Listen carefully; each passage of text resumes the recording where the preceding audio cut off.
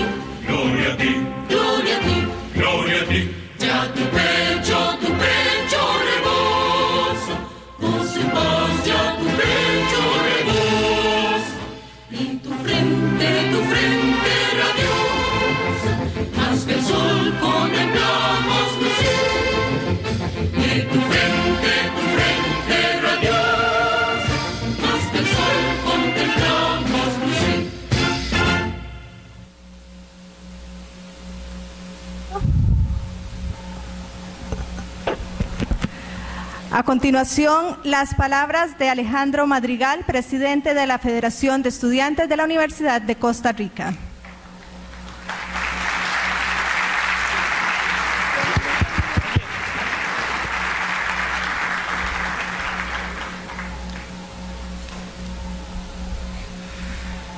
Muy buenas tardes a todas las personas, estudiantes, docentes, personalidades que nos acompañan el día de hoy. Excelentísimo presidente de la República del Ecuador, Rafael Correa, señor rector de la Universidad de Costa Rica, Henning Jensen, señor decano de la Facultad de Ciencias Sociales, Francisco Enríquez, autoridades universitarias, cuerpo diplomático, representantes estudiantiles, docentes, estudiantes, ciudadanos ecuatorianos, personas que nos acompañan en este recinto. Hoy la Federación de Estudiantes, como uno de los actores que invita y organiza esta actividad, y amplios sectores del movimiento estudiantil costarricense, nos sentimos sumamente orgullosos y honrados de recibir una figura y un símbolo de la transformación social latinoamericana como lo es el presidente de la República del Ecuador, Rafael Correa. El proceso de revolución ciudadana en Ecuador, al igual que otros procesos en nuestra América, son un vivo ejemplo de que otra realidad es posible. Una sociedad donde el ser humano no esté subyugado por el capital y el mercado, donde la pobreza y la miseria sean enemigos públicos y que deben disminuir hasta desaparecer, en lugar de perdurar en el tiempo, donde la gente tenga acceso a educación, a salud, a vivienda, a un empleo digno y a un ambiente preservado, donde la sociedad, más que buscar la acumulación de riqueza como un fin en sí mismo, busque el buen vivir. Hoy saludamos al gobierno y al pueblo ecuatoriano, porque compartimos deseos de construir una Latinoamérica más próspera, inclusiva, equitativa y humanista. Sabemos, como en todo proceso y con mucha autocriticidad, que aún quedan deudas importantes y que se deben orientar esfuerzos a llenar todo lo que falta y saldar toda omisión. La transformación social es cosa de muchos años y también trasciende a los gobiernos. Líderes de procesos políticos como el del Ecuador nos han dado una nueva luz de que en América Latina se puede vivir con gran bienestar, con soberanía e independencia del dominio de las grandes potencias mundiales tradicionales. Además de esperanza para creer que es posible gobernar para las grandes mayorías y no para las privilegiadas minorías. De gobernar con ética y decencia como elementos transversales y con la necesaria apertura y sentido al servicio al pueblo. Como dijo el presidente del Estado Plurinacional de Bolivia, Evo Morales, a quien tuve la dicha de escuchar en Santa Cruz de la Sierra hace apenas 2 días, que la política sea una ciencia de servicio y no una ciencia de negocio y beneficio propio. Muchas gracias.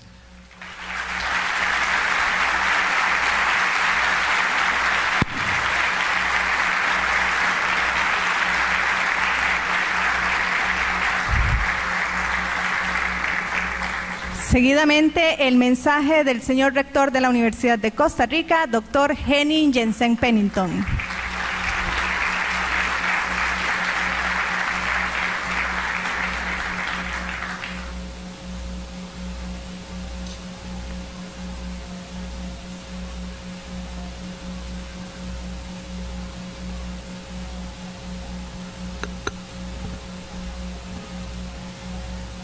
Muy buenas tardes, señor presidente constitucional de la República del Ecuador, economista Rafael Correa Delgado,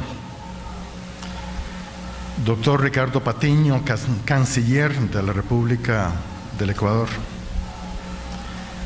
señores ministros y ministras aquí presentes, señores diputados y diputadas, Máster Eliezer Ureña, director del Consejo Universitario y miembros del Consejo Universitario, señoras y señores vicerrectores, señor cónsul de la República del Ecuador en Costa Rica, Magíster Francisco Enríquez, decano de la Facultad de Ciencias Sociales, a quien agradezco muy especialmente la iniciativa de invitar al señor Correa, señores decanos de facultades y directores de escuelas, centros e institutos, señores miembros de la comitiva presidencial y la Embajada de Ecuador, señor Alejandro Madrigal, presidente de la Federación de Estudiantes, a quien también le agradezco mucho la iniciativa de organizar esta conferencia del señor presidente del Ecuador. Estudiantes ecuatorianos en Costa Rica, estudiantes de la Universidad de Costa Rica, señores miembros de comités de solidaridad con el Ecuador, profesores, profesoras, funcionarios administrativos, señoras y señores, doy una muy cordial bienvenida al señor presidente de la República de Ecuador, economista Rafael Correa Delgado. Ha dicho el afamado escritor kikuyo Negoye wa Tiongo que no existe noche tan oscura que no termine con el amanecer. Nuestro propio poeta Isaac Felipe Azofeifa lo ha manifestado de otra manera, al decirlo así: nunca se pone más oscuro que cuando va a amanecer. En las tierras de África, de donde es Tiongo, y en las tierras de nuestra América, sus pueblos guardan la profunda esperanza de que puedan realizarse los anhelos de las gentes, que superemos el hambre y la miseria, la oprobiosa desigualdad que divide a nuestras poblaciones, que seamos sociedades más bien prósperas, respetuosas de los derechos de las personas, que la política sea decente y diáfana, que las relaciones entre las naciones del mundo estén regidas por la solidaridad y la reciprocidad, no por la explotación ni tampoco por la servidumbre. Una sociedad democrática debe ser un sistema solidario. La democracia es una experiencia política muy compleja que siempre está a prueba, en cuya realización es decisiva la participación ciudadana. Solo colectivamente construimos caminos que nos acercan a la democracia que deseamos y necesitamos, una democracia más plural e inclusiva, que responda a los anhelos de mayor bienestar, justicia y equidad. En el mundo entero vivimos un proceso global de explosión de la participación ciudadana. Es una revolución que hace evidente la necesidad de reconocer la diversidad que caracteriza el mapa social, político e ideológico de todos nuestros países.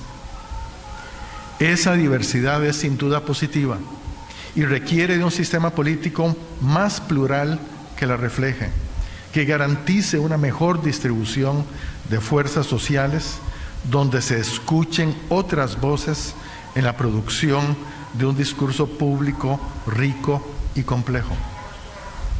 Porque un consenso y una paz significativos solo son posibles como resultado del diálogo y la negociación entre perspectivas realmente diversas, capaces de producir un equilibrio dinámico en consonancia con los tiempos de cambio que vivimos.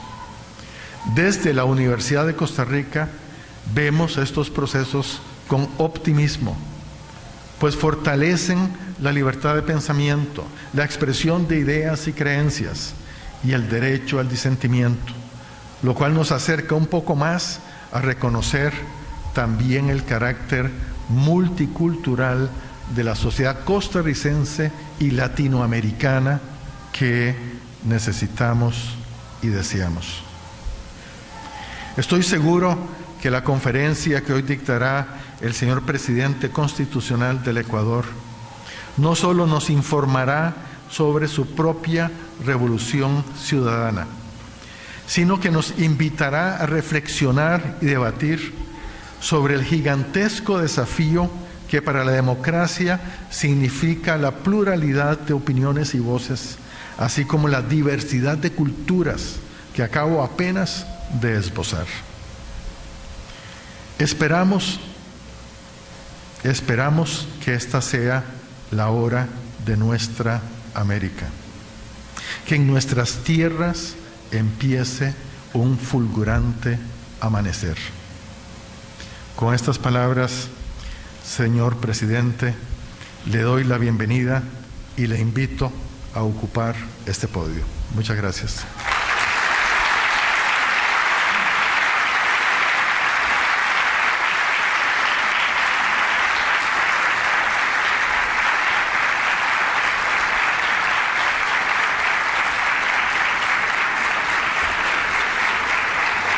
Muchas gracias a todas y a todos. Gracias. Bueno.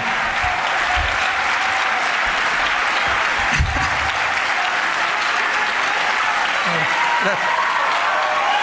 Muchas gracias.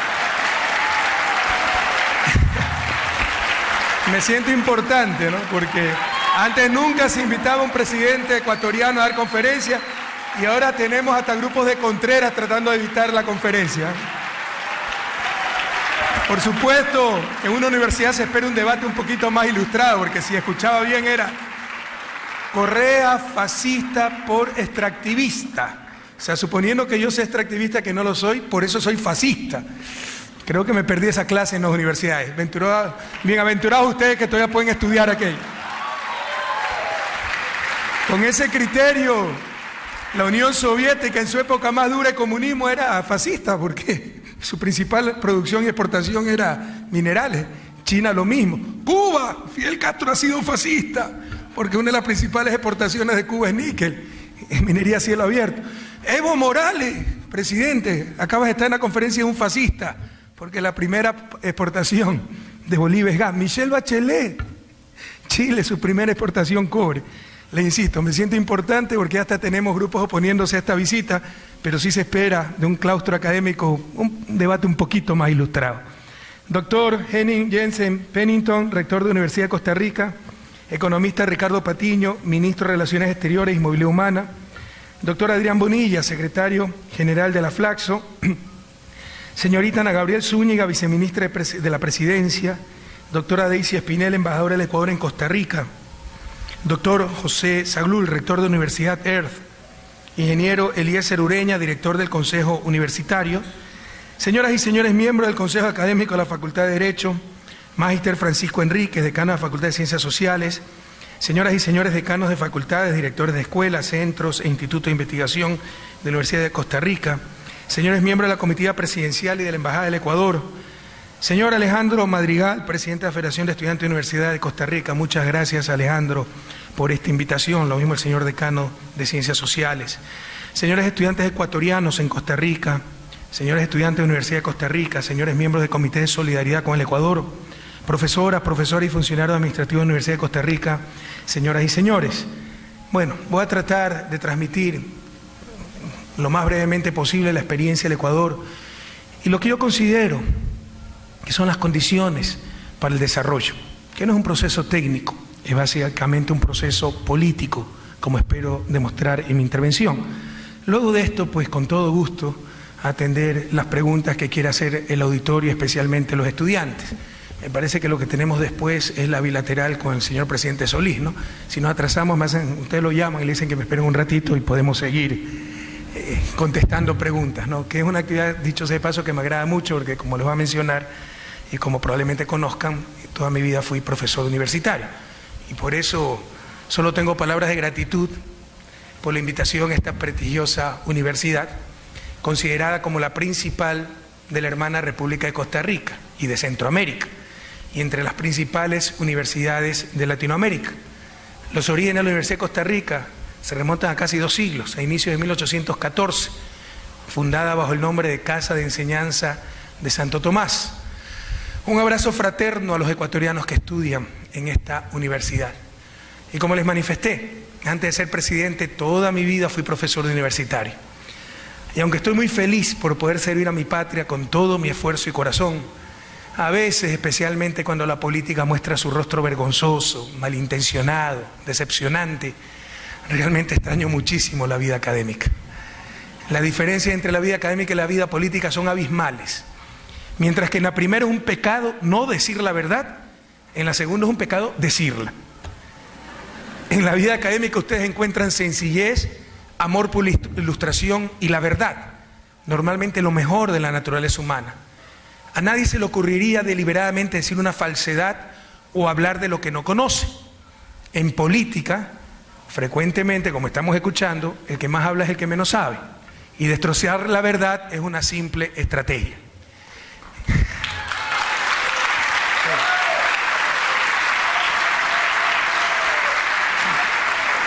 Y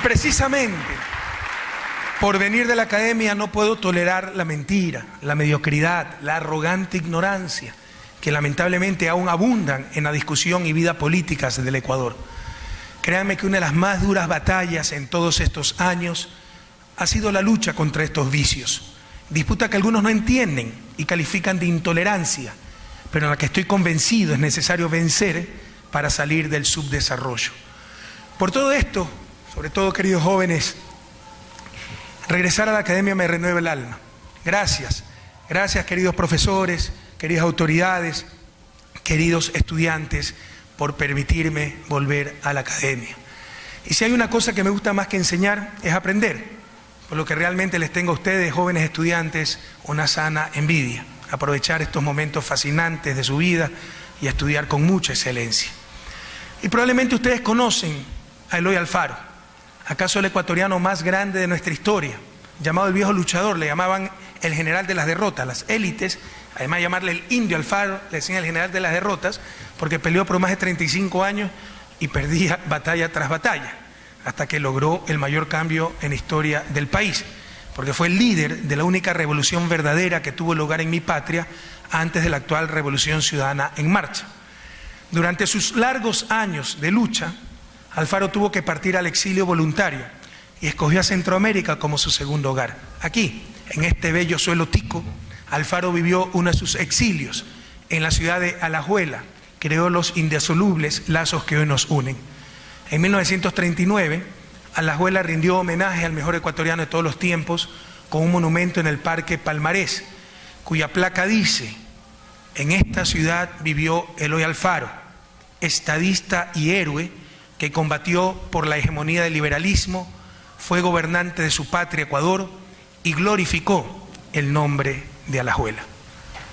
Y años antes, en 1912, a la muerte de Eloy Alfaro, a manos de una turba azuzada por el oscurantismo, en ese hecho abominable y vergonzoso conocido como la hoguera bárbara, lo quemaron, lo arrastraron su cuerpo y lo quemaron con otros colaboradores. El diario La Opinión informaba que los alajuelenses tenemos un orgullo, cual ha sido el haber dado hospitalidad en nuestros lares al patriota ecuatoriano, al liberal convencido. Alfaro, por cierto, además de liberal, fue radical y pagó con su vida la osadía de luchar por una sociedad inclusiva, por una patria sin pobreza extrema, con democracia integral y bienestar para todas y todos sus hijos. Un fraterno saludo al pueblo costarricense, pueblo con vocación manifiesta de paz, en medio de las convulsiones tremendas que ha vivido Latinoamérica y en particular la región centroamericana. En medio de esa vorágine, Costa Rica logró consolidar una democracia vibrante, ya de décadas. Consiguió la abolición de su ejército, la construcción de un sistema avanzado de seguridad social que se afianza en leyes ejemplares sobre el trabajo, la educación y la salud.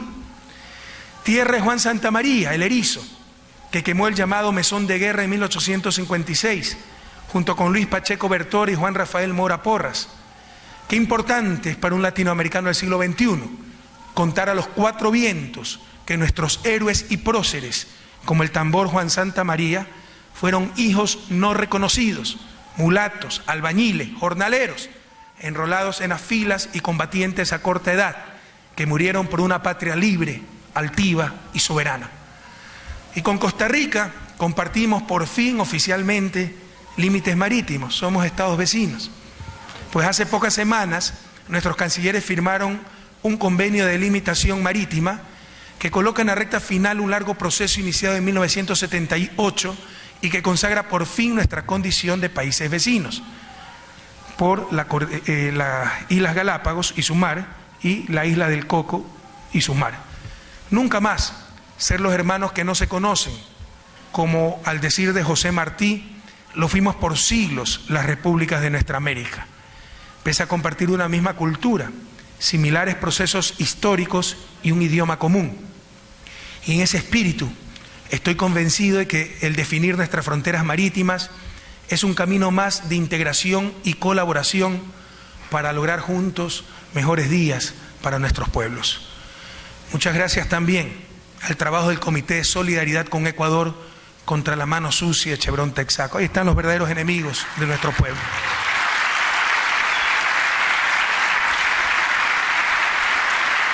Vengan, los invito al Ecuador a que vayan libremente a meter las manos en las piscinas dejadas por Texaco hace más de 30 años y esa mano saldrá negra de brea, sucia, la mano sucia de Chevron.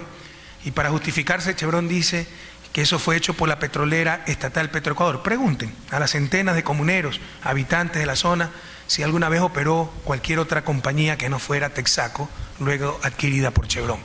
Muchas gracias a los representantes de la Federación de Estudiantes de la Universidad de Costa Rica que mostraron la exposición fotográfica de Camino hacia la Verdad y por exhibir audiovisuales como David contra Goliat, la huella de Chevron en el mundo o la verdad sobre los daños de Chevron en la Amazonía ecuatoriana. Contra los millones de una transnacional corrupta y corruptora prevalecerá el arma más letal que jamás se haya inventado contra los corruptos, la verdad. Y esa verdad la tiene el Ecuador. Y compatriotas, compañeras, compañeros presentes, estudiantes, permítanme hablarles un poco del proceso que vive en estos momentos ese país hermano, su país, parte de la patria grande, la República del Ecuador. De acuerdo al Índice de Desarrollo Humano de las Naciones Unidas, en el periodo 2007-2012 sacaron un reporte condensado de estos 5 años, el 2007 al 2012, periodo coincidente con nuestro gobierno. Entre 186 países, Ecuador es uno de los 3 que más escaló posiciones en la clasificación mundial de desarrollo humano, pasando del grupo de desarrollo humano medio a desarrollo humano alto. Esto por parte de las Naciones Unidas, no por parte de una oficina del gobierno nacional. La pobreza, queridos jóvenes, en América Latina no es fruto de la escasez de recursos. Con la producción actual tenemos recursos suficientes para eliminar totalmente la pobreza. Es fruto de la inequidad y esta a su vez consecuencia de las perversas relaciones de poder, donde pocos dominan todo. Cambiando esas relaciones de poder al servicio de las grandes mayorías, a través de procesos profundamente democráticos, hemos logrado durante nuestros 7 años de gobierno convertirnos en el líder de Latinoamérica en la reducción de la desigualdad, habiendo disminuido en 8 puntos la concentración del ingreso medida por el coeficiente de Gini. Los que estudian economía saben que el coeficiente de Gini es el principal indicador de desigualdad. Reducción 4 veces superior al promedio de América Latina, una de las pocas regiones en el mundo que está disminuyendo desigualdad. De hecho, en el último reporte de la CEPAL, Comisión Económica para América Latina, coloca a Ecuador entre los 3 países más equitativos de la región, junto a Uruguay y Venezuela. Ni yo me lo creo. Pero antes, sin lugar a dudas, estábamos entre los más inequitativos. Ahora que con dudas nos pongan entre los más equitativos, y es un gran avance. También somos de los 3 países latinoamericanos que más reducen pobreza. En el periodo 2006-2013, la pobreza ha caído de 37.6% a 25.6%. En Costa Rica está alrededor del 20%. Y la extrema pobreza, la indigencia, la miseria, por primera vez en historia se ubica en menos de 2 dígitos, al haber descendido de 16.9% a 8.6%. Aquí en Costa Rica se encuentra esta pobreza extrema en alrededor del 6%. Estamos 2 puntos más arriba, algo más de 2 puntos más arriba que en Costa Rica, que es los países con menos pobreza del continente. Vencer la pobreza es el imperativo moral de la humanidad, no solo porque es el mayor atentado contra los derechos y las libertades humanas, sino también porque por primera vez en historia, como les manifesté, no solo regional, sino mundialmente, esta pobreza no es fruto de la escasez de recursos, sino de sistemas excluyentes. Como decía Gandhi, ya hace muchos años, la pobreza es la peor forma de violencia. Y en la etapa de desarrollo en la que se encuentra Ecuador y la mayoría de países latinoamericanos, el mejor indicador de la bondad de las políticas económicas no es la tasa de crecimiento. Puede haber crecimiento empobrecedor, como muchas veces ha ocurrido en América Latina. Peor aún, barbaridades y novelerías como el riesgo país. Ahora pareciera ser que el indicador supremo de la calidad política económica de un país es el riesgo país, si sube o si baja. El riesgo país lo único que hace es reflejar la voluntad y capacidad de un país de atender su deuda externa. Para poner un ejemplo extremo y con el absurdo, el extremo, evidenciar lo vacío que es este indicador, si en Ecuador se declarara una dictadura vitalicia que decretara la esclavitud, que la gente trabajara 16 horas por día, 7 días a la semana, con bajísimos niveles de productividad, pero todo ese excedente por ley fuera a servir la deuda externa, estaría bastante bajo el riesgo país y serían grandes políticas económicas de acuerdo a este indicador. Entonces son simples barbaridades y novelerías en función de los intereses del capital financiero. El indicador fundamental en etapa de desarrollo en que se encuentra Ecuador y la mayoría de países de Latinoamérica es la disminución de la pobreza y especialmente de la pobreza extrema. Pero Ecuador también es una de las economías latinoamericanas más dinámicas, con un crecimiento promedio de 4.3% para el periodo 2007-2013 y una tasa de desempleo de 4.15% para finales del 2013, destrozando de esta forma la economía ortodoxa, pues, y esto es muy importante, pues en lugar de reducir salarios y sacrificar derechos laborales para supuestamente generar empleo, hemos hecho exactamente lo contrario. Los hemos incrementado, esos salarios. Y en estos momentos tenemos los salarios reales más altos de la región andina. Y hemos terminado con mecanismos de explotación como la tercerización laboral, que permitía a una empresa contratar a través de una tercera empresa a sus trabajadores y así eludir cualquier responsabilidad patronal. Por ejemplo, la más grande empresa cementera del país, con ventas superiores a 600 millones de dólares anuales, declaraba en un juicio laboral al inicio de mi gobierno en el año 2007 que no tenía trabajadores, todos los tenía tercerizados. Durante la larga y triste noche neoliberal, con el argumento de ganar competitividad, la gran sacrificada fue nuestra clase trabajadora. Ojalá sea una lección aprendida para Latinoamérica. Nunca más competir en base a la precarización de las condiciones laborales.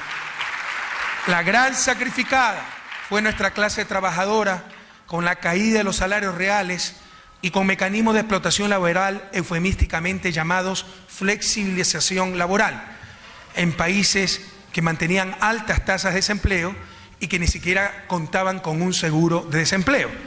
Cuando ustedes ven las altas tasas de desempleo en España, en Europa, esa gente sigue recibiendo una subvención del Estado mientras dure el paro, como ellos lo llaman, el desempleo. Al menos en Ecuador, estar desempleado no tiene absolutamente nada, es irse a la calle. Y esto profundizó la terrible distribución primaria del ingreso entre capital y trabajo, una de las principales fuentes de desigualdad en América Latina, ese gran pecado social de América Latina que es la desigualdad. Somos, pese a los avances y pese a estar reduciendo desigualdad, aún somos la región más desigual del planeta. Y uno de los factores fundamentales para eso es la pésima distribución primaria del ingreso entre capital y trabajo. Cuánto por cada dólar producido va al trabajo, salarios, cuánto va al capital, remuneración de la tierra, utilidades empresariales, tasa de interés para el capital financiero, alquileres, etc. En Suecia, por ejemplo, uno de los países más equitativos del mundo, por cada dólar generado, 35 centavos van al capital y 65 centavos al trabajo. En Ecuador esa distribución es la misma, pero exactamente al revés. 35 centavos van al trabajador, a la clase trabajadora, 65 centavos van a favor del capital. Es una de las fuentes de desigualdad más fuertes en nuestra América, la distribución primaria del ingreso entre capital y trabajo. Y esta situación siempre ha sido difícil de cambiar por el dilema de mal con ellos, por la explotación laboral, pero peor sin ellos por el desempleo. Me refiero al capital. Mal con el capital por la explotación laboral, pero peor sin el capital por el desempleo. En Ecuador resolvimos este dilema con medidas creativas e incluso inéditas. En nuestra legislación siempre ha existido el salario mínimo, pero nosotros introdujimos otra categoría, el salario digno, definido como aquel que permite a una familia salir de la pobreza, cubrir la canasta básica de consumo con su ingreso familiar. Por unidad familiar no trabaja una persona, sino en promedio 1.6 personas. Entonces ese salario digno por 1.6 alcanzaba para cubrir la canasta básica de consumo, así se definía el salario digno. Entonces, en Ecuador se puede pagar el salario mínimo, para evitar un mal mayor, el desempleo. Pero con la nueva legislación, ninguna empresa puede declarar utilidades si no paga el salario digno hasta el último de sus trabajadores. Esto significa que se tiene que distribuir el 100% de utilidades, no pueden declarar utilidades, tienen que distribuir el 100% de utilidades hasta que el último trabajador haya alcanzado ese salario digno. Si no tiene utilidades, puede seguir pagando el salario mínimo para evitar el mal mayor, que es el desempleo. Y pese a que algunos pronosticaron el fin de nuestro sector productivo cuando aprobábamos esa ley en el 2011, los efectos de esta medida han sido asombrosos y han superado nuestras expectativas. Desde su implementación empezaron a subir los salarios promedios. Ya no había necesidad de explotar a la clase trabajadora, porque si se generaban excedentes tenían que repartirlos de todas formas. Y ya este año, 2014, sin trauma alguno, el salario mínimo igualó al salario digno. Para nosotros, queridos jóvenes, y esta es una de las características del socialismo del siglo XXI y el socialismo tradicional, para nosotros el trabajo humano tiene supremacía sobre el capital. Pero a diferencia del socialismo tradicional, que proponía abolir la propiedad privada para evitar la explotación del capital sobre el trabajo, nosotros utilizamos instrumentos modernos y, como manifesté, algunos inéditos para eliminar las tensiones entre capital y trabajo. Al inicio de nuestro gobierno, gracias a un manejo inteligente y de muchísima rigurosidad técnica, teoría de juegos, etc., logramos recomprar gran parte de nuestra deuda externa a valor de mercado. Esto fue algo también inédito a nivel mundial, ¿no? Normalmente se renegocia deuda cuando hay una crisis, pero es cuando está en el momento de mayor debilidad. Nosotros, pero en base a fundamentos teóricos, análisis, no porque se nos ocurrió, renegociamos deuda cuando tenemos una gran bonanza y un fuerte colchón de liquidez para la economía. Además utilizamos teoría de juego y muchas técnicas más. Es decir, logramos recomprar la deuda a 1/3 de su valor nominal, con lo cual el servicio de la deuda externa se redujo del 24% del presupuesto del Estado en el 2006 al 5.3% de ese presupuesto en el 2013. ¿Se imaginan cuántos recursos liberamos para obra social, infraestructura, etcétera?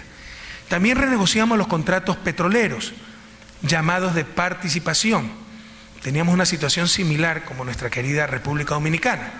Contratos establecidos en los años 90, cuando el precio del barril bordeaba los $16 y el Estado recibía apenas $4 o $5 por barril. Pues bien, los precios del petróleo se dispararon, llegaron a $50, $60 y seguían dándole los mismos $4 o $5 por barril al Estado, el dueño del recurso. Y las ganancias de las compañías petroleras se volvieron multimillonarias. 3 años nos demoramos renegociando esos contratos. 4 compañías petroleras se retiraron del país e incluso nos han puesto juicio en esos tribunales arbitrales que son un atentado a la soberanía de nuestros estados. Pero logramos firmar los nuevos contratos. Ahora tenemos contratos de prestación de servicios donde ocurre exactamente lo contrario. Se paga una tarifa fija por barril a la petrolera en función de sus costos de operación y una razonable rentabilidad, y el resto, así el precio sea 20, 200 o 2000 por barril, va para el dueño del recurso, que es el pueblo ecuatoriano.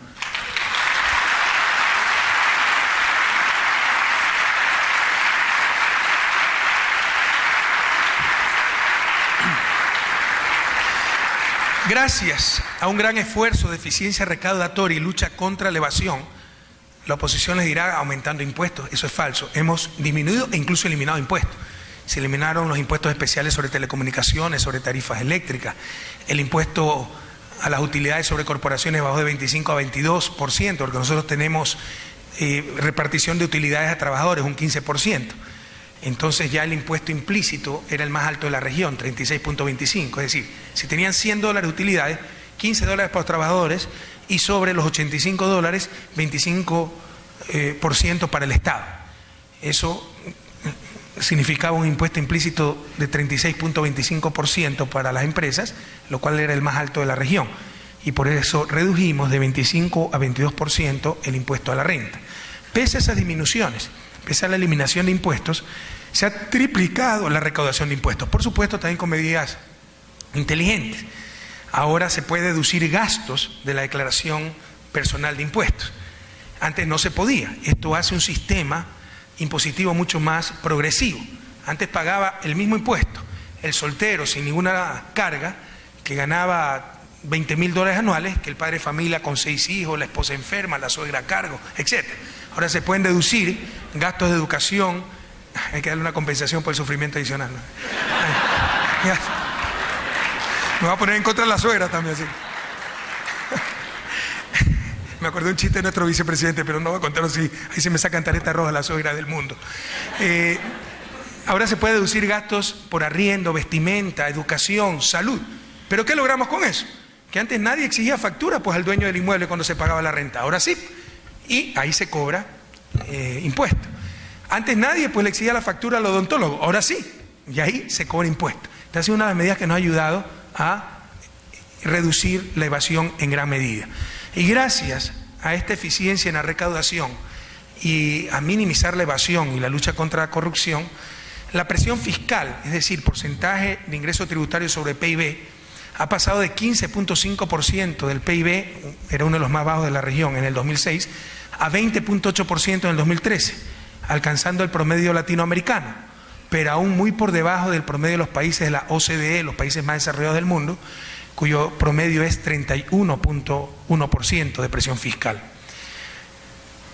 Sin embargo, todo este incremento de ingresos por la renegociación de la deuda, liberar recursos, por los contratos petroleros renegociados, por la triplicación de la recaudación tributaria, nos ha permitido financiar el mayor nivel de inversión pública de América Latina, con un 15% de inversión pública sobre el Producto Interno Bruto para el año 2013. Para ponerlo en perspectiva, la inversión pública algunos años llegó apenas al 3% del PIB. Hemos tenido fuerte crecimiento estos 7 años con un PIB mucho más grande. El coeficiente de inversión pública PIB es del 15%, el más alto de nuestra América. Y si hay estudiantes de economía dirán, caramba, pero entonces el déficit se le disparó, el coeficiente deuda PIB es altísimo. El saldo de la deuda pública frente al PIB es de apenas el 24%, porque insisto, esto lo hemos financiado con la optimización de ingresos y la reducción de gastos como el servicio de la deuda. También con una política de lucha contra la corrupción. Tenemos el sistema de compras públicas más moderno de América Latina. Antes, para comprar algo, había contacto directo entre oferente, ¿no?, y demandante, entre vendedor y comprador, había lugar para las coimas, comisiones. Ahora con nuestro sistema de compras públicas, estamos hablando de miles de millones en compras públicas, ustedes pueden ver en tiempo real la subasta inversa. Precio referencial para comprar 50 camionetas, $1 millón. Ofrezco 950.000, ofrezco 900.000, el otro 850.000 y gana el que menos ofreció, respetando los términos de referencia de la subasta, de la compra. Esto nos ha permitido, si antes la oferta ganadora era 20, 30% más alto que el precio referencial, es decir, si era 1 millón, la ganadora era 1.200.000. Ahora es lo contrario, la oferta ganadora es 20, 30% más bajo del precio referencial y también nos hemos ahorrado con aquello, con la lucha contra la corrupción y la ineficiencia, miles de millones de dólares. Y el coeficiente, pese a tener el mayor coeficiente de deuda pública PIB de América Latina, tenemos apenas 24%, inversión pública, 15% inversión pública sobre PIB, el mayor de América Latina. Tenemos con un coeficiente de deuda pública PIB de apenas 24%, proporción muy inferior al de las economías desarrolladas. Vean cuánto tiene España, cuánto tiene Estados Unidos, etc. Y esa inversión pública ha generado grandes transformaciones. O sea, aquí estamos hablando, y no voy a tener mucho tiempo de hablar de cuestiones cualitativas en esta intervención, probablemente en las preguntas y respuestas. Básicamente estoy dando datos en esta parte, que es lo más fácil, ¿eh? Algunos creen que ser economista es hacer cuentas y dar datos. Eso es lo más sencillo, eso lo puede hacer cualquier bachiller en contabilidad. Lo más difícil es manejar conceptos, y ya vamos a pasar a la parte de conceptos. Pero en todo caso, esta inversión pública ha logrado transformaciones cruciales en vialidad. Por ponerles un ejemplo, Ecuador tenía la peor vialidad de Sudamérica, o de las peores. En la última encuesta, hecha por una organización internacional, no recuerdo el nombre en estos momentos, estamos en segundo lugar después de Chile. Y les aseguro que en 3 años vamos a estar en primer lugar porque continúa la inversión en vialidad. Se han logrado transformaciones históricas en vialidad, en puertos, aeropuertos, telecomunicaciones, generación eléctrica, Cuando llegué al gobierno importábamos energía eléctrica. En el 2016 vamos a exportar energía eléctrica incluso al norte de Chile. En el sistema de justicia, seguridad ciudadana y en competitividad sistémica en general.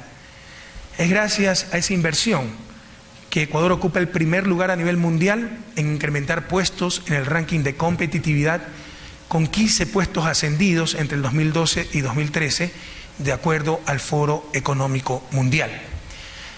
Y en su libro de texto, queridos jóvenes, los que estudian economía o los que reciben macroeconomía, incluso introducción a la economía, si son libros de economía ortodoxa, encontrarán el efecto crowding out, un anglicismo para decir efecto desplazamiento. La inversión pública desplaza la inversión privada. Hay que minimizar la inversión pública porque si aumento 100 la inversión pública, disminuye 100 la inversión privada y debe haber inversión privada. Esto no tiene nada de ciencia. Si asumimos cortísimo plazo, total empleo de los recursos sociales y perfecta asignación de dichos recursos, no quiero elaborar en esto, pero ustedes saben que hay eficiencia asignativa, eficiencia productiva. En teoría de mercado, la mano invisible del mercado logra las dos eficiencias, entonces la máxima eficiencia social, eso es más cercano a la religión que a la ciencia, pero puede haber muy mala asignación de recursos, ¿no? Muchos recursos para discotecas y muy pocos recursos para escuelas. Entonces eso también lo puede corregir el Estado. No es que inversión privada, pero son recursos sociales, y esa es la macroeconomía, dar incentivos para lograr los objetivos socialmente deseables. Entonces esto de que la inversión pública desplaza inversión privada, sería cierto en el cortísimo plazo, es decir, spot, asumiendo pleno empleo de los recursos y asumiendo una eficiente asignación de recursos. Y para eso no se necesita ser economista con esos supuestos extremos. Para entender que si alguien come más torta, dado el tamaño de la torta en el corto plazo y comiéndose toda la torta, si alguien come más torta, alguien, el otro que estaba también comiendo torta, va a comer menos torta. O sea, es un simplismo sin límite aquello. Pero otra cosa es si hay subempleo de recursos, como es la realidad, si hay ineficiencia en la asignación de recursos, como es la realidad, y si estamos hablando del mediano y largo plazo, en un escenario dinámico. En este escenario, una adecuada inversión pública no tiene efectos crowding out, efectos de desplazamiento en inversión privada, sino por el contrario, efectos crowding in, atrae inversión privada. ¿O es que acaso a la inversión privada no le gusta tener buenas carreteras, no le gusta tener buena energía? ¿O es que acaso no le gusta usar buenos puertos, aeropuertos? ¿O es que acaso no le gusta mejor educación para tener mayor talento humano en su fábrica, en sus empresas, etcétera? Entonces, queridos jóvenes, esta es una de las tantas cosas que tienen que tachar de sus libros de texto ortodoxo, el famoso crowding out de la inversión pública. Eso no es cierto. Pero en base a estos fundamentalismos, en la larga y triste noche neoliberal, se llegó hasta ilegalizar la inversión pública, aunque no lo crean. Probablemente aquí también tuvieron esas leyes, las llamadas pomposamente leyes de responsabilidad fiscal. Con estas leyes, que fueron impuestas a lo largo y ancho de Latinoamérica, inicio de los 90, Banco Mundial, Fondo Monetario, en el caso del Ecuador, pero en muchos otros países, el gasto público debe ser más allá del 3.5%. Así fuera para burocracia, para maestros, para colegios, no podía más crecer más allá del 3.5% anual en términos reales, con una sola excepción, obviamente, el servicio de la deuda, que no tenía techo alguno. Para graficar la barbaridad que esto significaba, si Bill Gates donaba 10.000 millones de dólares al Ecuador, o si descubríamos uranio y nos volvíamos multimillonarios, era ilegal invertirlos. Toda la inversión pública de la que hemos hablado hubiera sido ilegal. ¿Cuál era la economía política? Y estos son los conceptos detrás de estas absurdas leyes y de la supuesta teoría ortodoxa, que cualquier excedente sirva para pagar solamente deuda externa, y el fundamentalismo ideológico de que toda inversión tenía que hacerla el sector privado. Eso era sencillamente esa economía política detrás de estas ridículas leyes. Como les decía, la renegociación de la deuda externa, de los contratos petroleros y el incremento en recaudación de impuestos nos permitió liberar muchos recursos y también nos permitió pagar la deuda fundamental o empezar a pagar la deuda social. Mientras que en el 2006 se destinaba 4.8% del Producto Interno Bruto para el sector social, en el 2013 se destina casi el triple, 11.4% del PIB. Y esto es importante, queridos jóvenes, muy importante. El destino de los recursos sociales, y esto se expresa sobre todo a través de los recursos en el presupuesto del Estado, pero en general el destino de los recursos sociales demuestra las relaciones de poder al interior de una sociedad. Cuando la mayor parte del presupuesto no iba a educación, sino a pagar hasta anticipadamente, porque esas leyes de responsabilidad social también obligaban hasta a pagar anticipadamente deuda externa, nos demostraban claramente quién manejaba la economía, la sociedad, quién era el poder imperante en el Ecuador. Y ahora los datos nos demuestran de igual forma, claramente, incuestionablemente, que si antes en Ecuador mandaban los acreedores, los banqueros, las burocracias internacionales, ahora manda el pueblo ecuatoriano.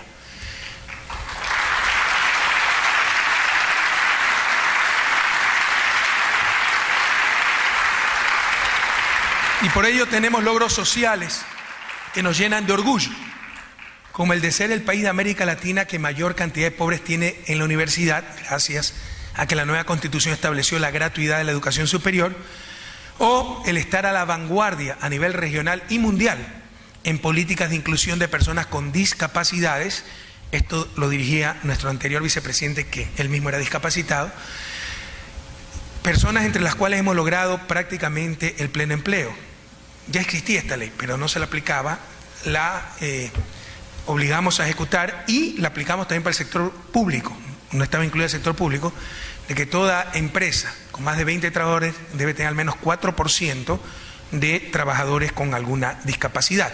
Y esto ha logrado prácticamente. Habían chicos con síndrome de Down, habían personas que no podían escuchar, invidentes, que eran una carga para su familia, y ahora probablemente son el sostén de su familia, porque hemos prácticamente logrado el pleno empleo entre las personas con discapacidad y discapacidades moderadas, ¿no?, que pueden ejercer alguna actividad económica. Y hablemos de derechos humanos, aunque qué mayor derecho humano que salir de la pobreza, o ser discapacitado y no ser excluido de un trabajo con dignidad. Pero hablemos directamente de derechos humanos.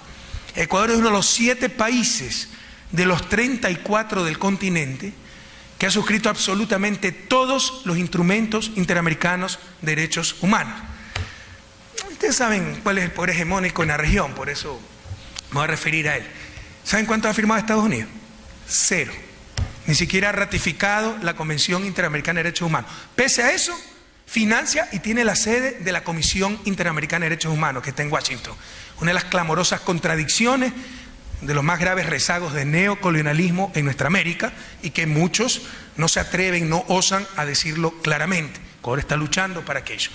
Y como en cualquier Estado de derecho, que esa comisión se ha transformado sencillamente en un instrumento de persecución de gobiernos progresistas. No así la Corte, cuidado, la Corte es otra cosa, la que tiene sede en San José, mucho más técnica, con fundamento jurídico, etc.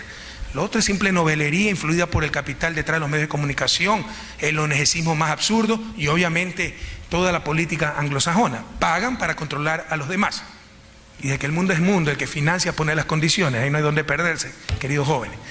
Pero en todo caso, como en un verdadero Estado de Derecho, en Ecuador se persiguen delitos, no personas.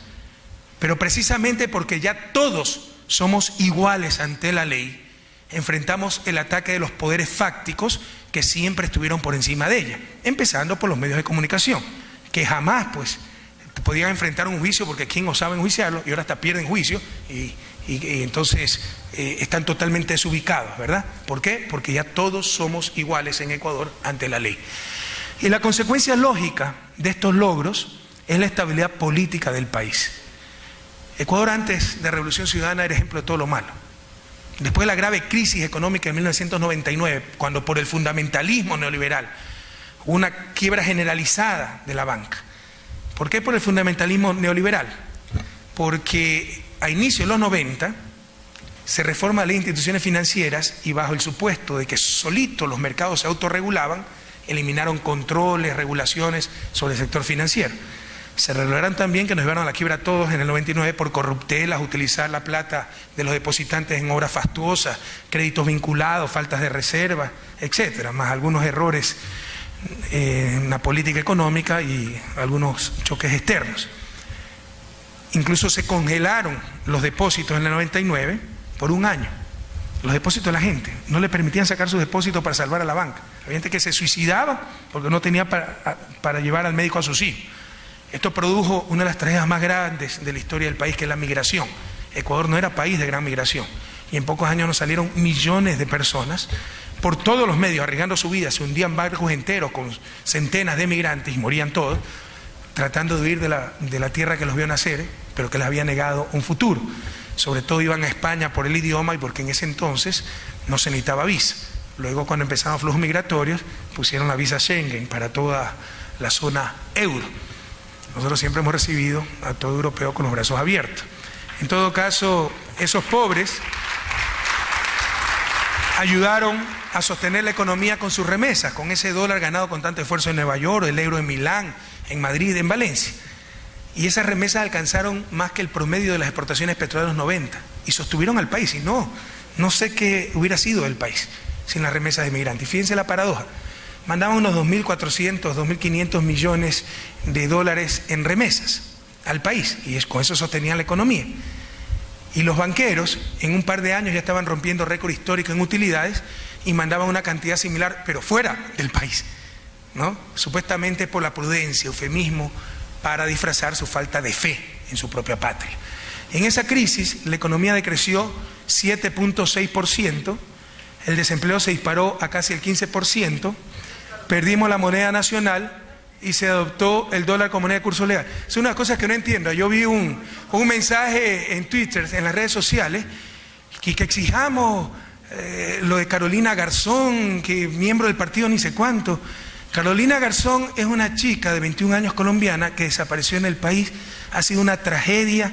Me he reunido varias veces con su familia, se le ha dado todo el apoyo. Tenemos a toda la policía buscándola, se ha ofrecido recompensa. Primera vez que nos enteramos que estaba afiliada a algún movimiento. Pero la mala fe llega a tal límite que quieren insinuar que la ha desaparecido el gobierno ecuatoriano. No sé qué pretende, porque estamos haciendo todo lo posible para encontrar a una joven desaparecida, lo cual es una tragedia para cualquier sociedad, para cualquier ser humano. Entonces son las cosas que no entiendo. Esa es la izquierda que algunas veces tenemos que enfrentarnos, una izquierda falta de escrúpulos, que se inventa cualquier cosa con tratar de lograr su objetivo. Y aquí otro punto importante, querido joven.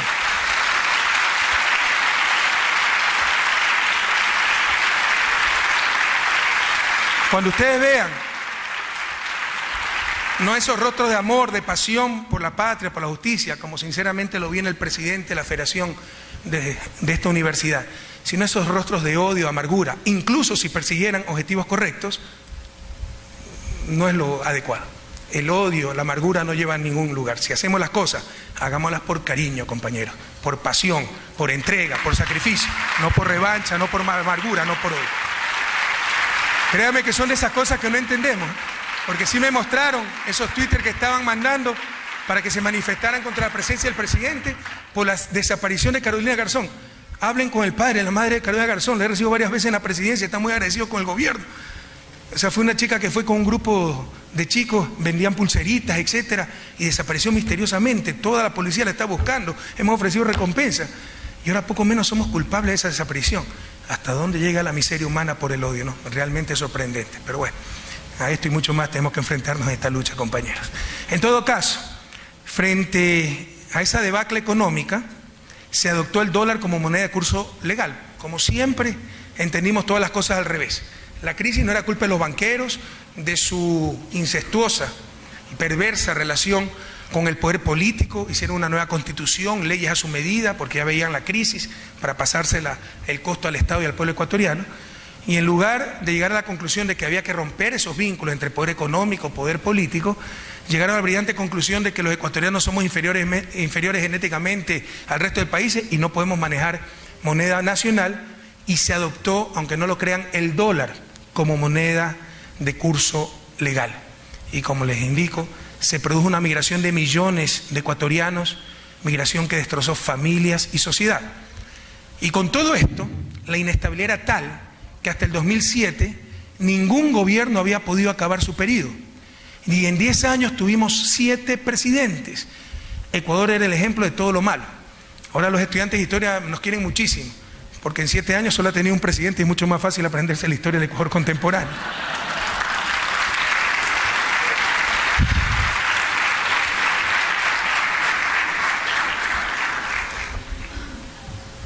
Hoy, Ecuador es una de las democracias más estables del continente.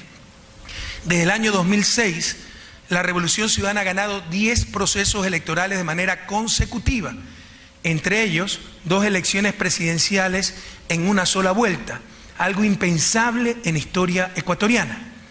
Tenemos las más altas tasas de aprobación popular de la historia del país y del continente entero.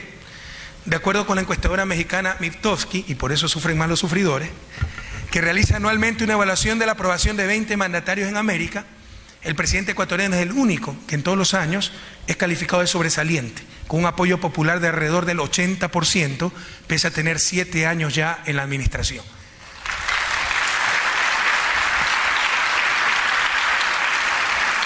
Latinbarómetro, un estudio de opinión pública realizado anualmente por una fundación chilena en 18 países de América Latina, nos ubica en primer puesto para las categorías de satisfacción con la vida, expectativas económicas positivas de largo plazo, apoyo a la democracia, así como en justicia, en la distribución de riqueza y confianza en el Estado. Imagínense, primer puesto en América Latina en cuanto a confianza en el Estado.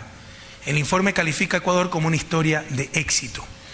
Como ustedes ven, queridos jóvenes, profesores, autoridades, ciudadanos, se ha consolidado enormemente la democracia formal, pero también la democracia real, aquella de acceso a derechos, igualdad de oportunidades, condiciones dignas de vida. Este es el llamado milagro ecuatoriano, aunque en desarrollo no existen milagros. Los impresionantes cambios ocurridos son consecuencia básicamente del cambio en las relaciones de poder. Como manifesté anteriormente, en Ecuador ya no mandan unas cuantas élites. Pese a todos nuestros problemas, ya manda el pueblo ecuatoriano.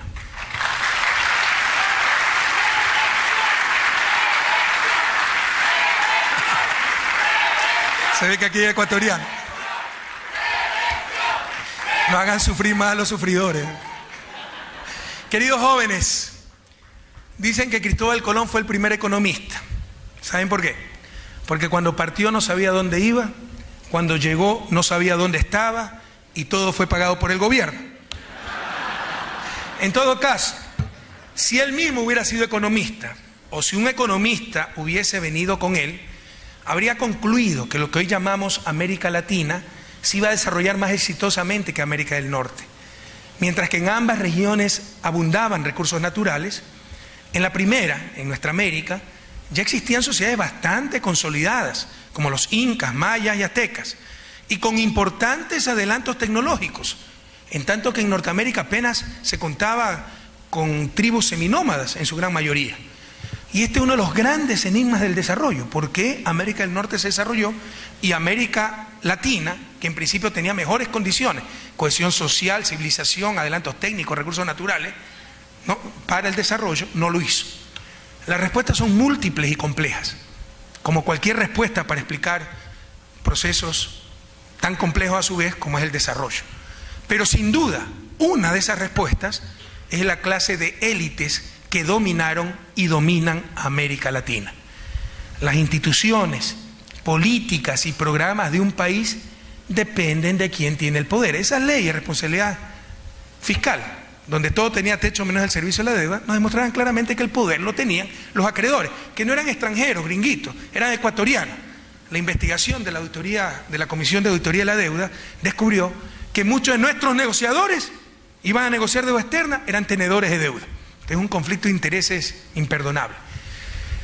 Y esto de que esas instituciones, políticas, programas, depende de quién tiene el poder, ya lo había señalado desde hace muchos tiempos, siglos, el protoeconomista francés liberal para más señas, Frédéric Bastiat, que decía, cito, cuando el saqueo se convierte en un modo de vida para un grupo de hombres viviendo juntos en sociedad, estos crean para sí mismos un sistema legal que lo autoriza y un código moral que lo glorifica. Cierro cita.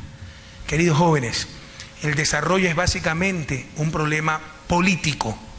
El problema fundamental es quién manda en una sociedad, las élites o las grandes mayorías, el capital, las transnacionales o los seres humanos, el mercado o la sociedad. El más grave daño que se le ha hecho a la economía es quitarle su naturaleza original de economía política. Nos ha hecho creer que todo es un asunto técnico y al hacer abstracción de las relaciones de poder dentro de una sociedad nos han vuelto funcionales a los poderes dominantes. Parafraseando a ese gran economista John Kenneth Galbraith, que sabía más por viejo que por economista, ¿verdad? Seguía enseñando casi a los 90 años. El economista que no toma en cuenta las cuestiones de poder es un completo inútil. América Latina ha estado históricamente dominada por élites que excluyeron de los beneficios del progreso a las grandes mayorías, e incluso con sus actitudes rentistas impidieron un mayor progreso para ellas mismas. Hoy, a nivel mundial, estamos dominados por los intereses del gran capital, lo que yo llamo el imperio del capital, especialmente el financiero.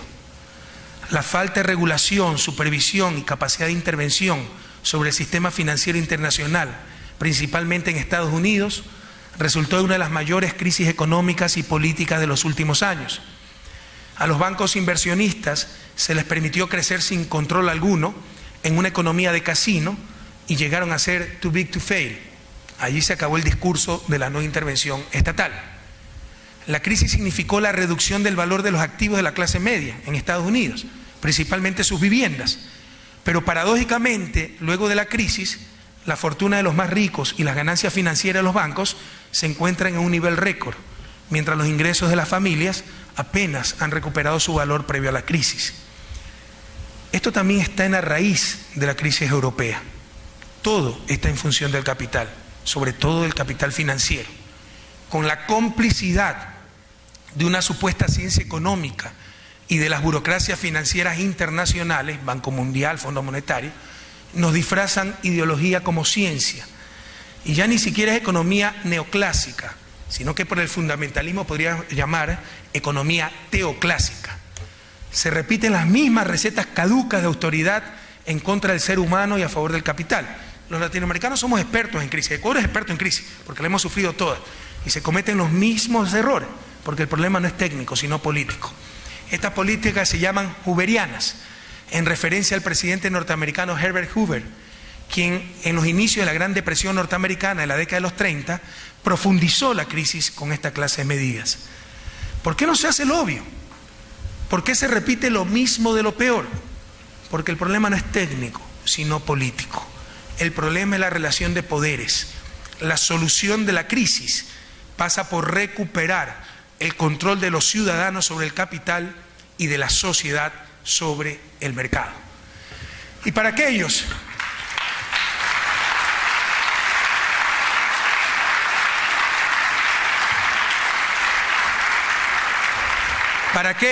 que por decir estas cosas, como analogan libertad de mercado con libertad, para aquellos que nos quieren robar conceptos tan sublimes como el de libertad, que entiendan bien, no puede haber libertad sin justicia, no solo aquello.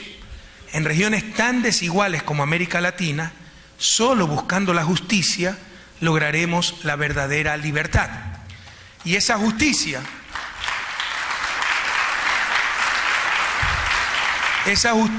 no se logrará con una supuesta mano invisible que, como dice Joseph Stiglitz, Premio Nobel de Economía, por invisible nadie la ha visto. Por el contrario, la justicia se logrará con manos bastante visibles. La sociedad tomando conscientemente sus decisiones. Es decir, esa justicia se logrará por medio de procesos políticos. Considero que uno de los grandes errores de la izquierda tradicional fue negar los mercados. Los mercados son una realidad económica, pero una cosa es tener sociedades con mercado y otra es tener sociedades de mercado, donde vidas, personas y la propia sociedad se convierten en una mercancía más. El mercado es un gran siervo, queridos jóvenes, pero un pésimo amo.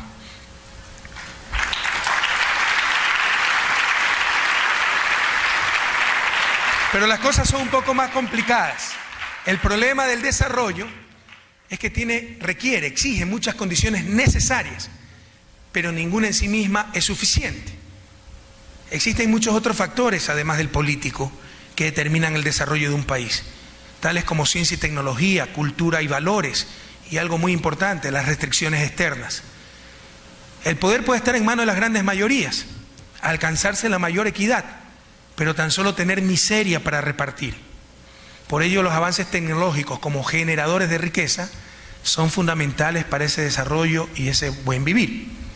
Es más, considero que los sistemas políticos, económicos y sociales que prevalecerán en el futuro serán aquellos que permitan el mayor avance científico y tecnológico, pero también, y esto es muy importante, su mejor aplicación para el bien común. Ese probablemente es el secreto del éxito de USA, de Estados Unidos y de su sostenibilidad como país, ya que es un país donde el 1% de la población controla casi el 36% de la riqueza y el 10% más rico controla el 75% de la riqueza.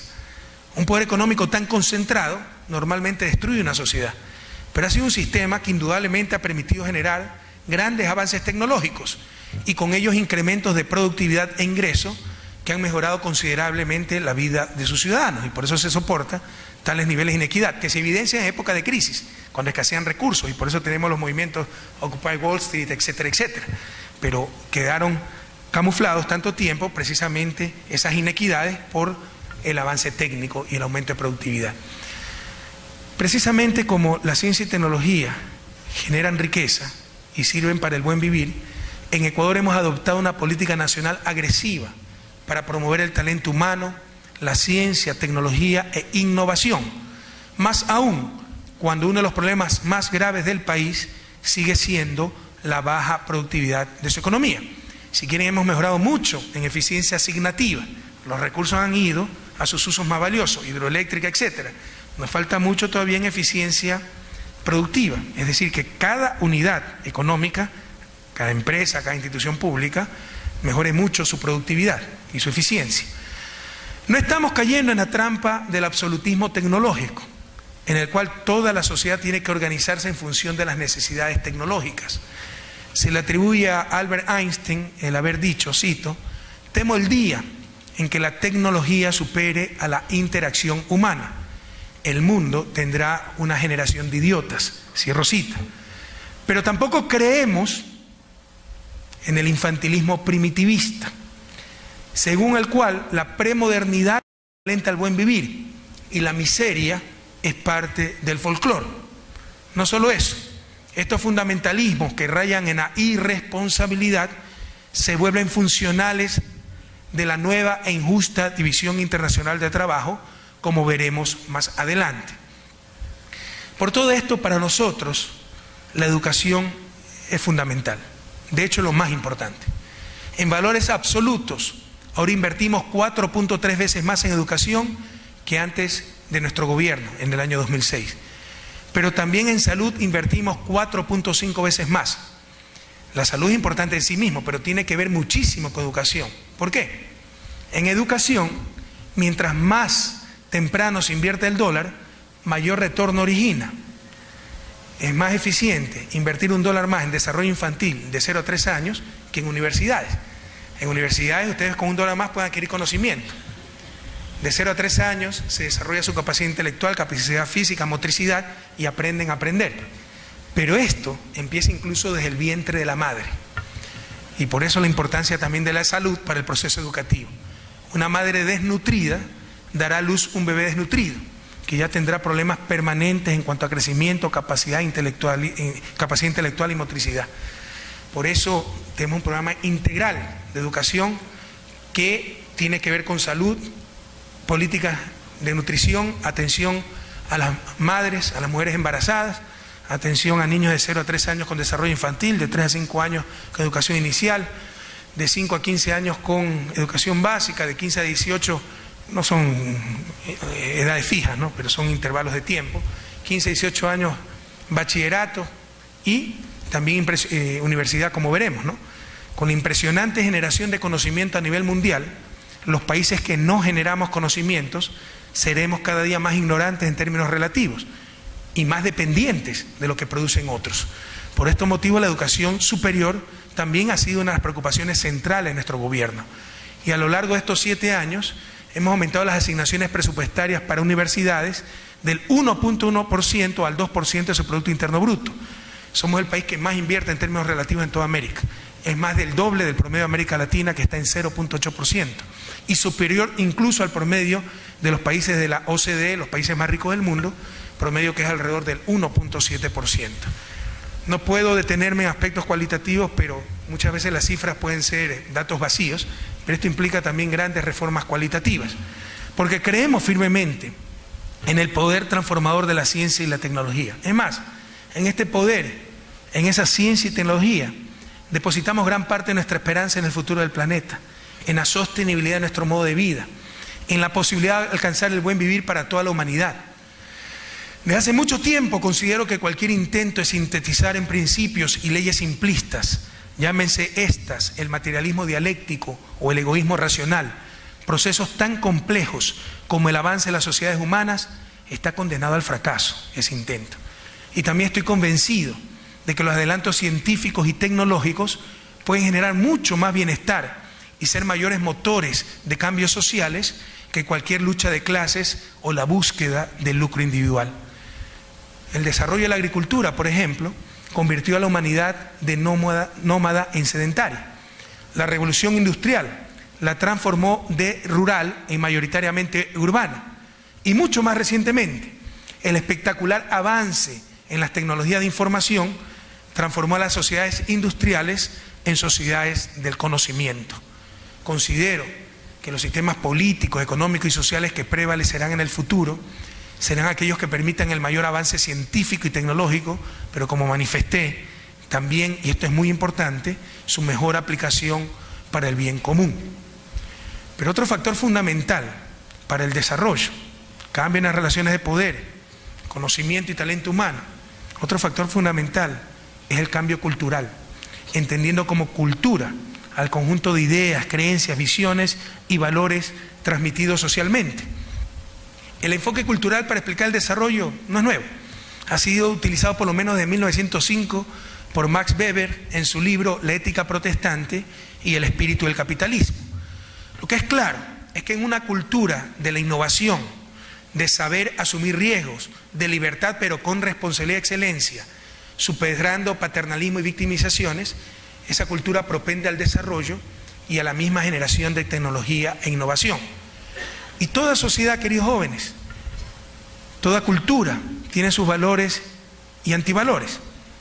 Por ejemplo, tal vez por la dureza de vida, creo que un latinoamericano está mucho más preparado que un norteamericano para soportar situaciones extremas.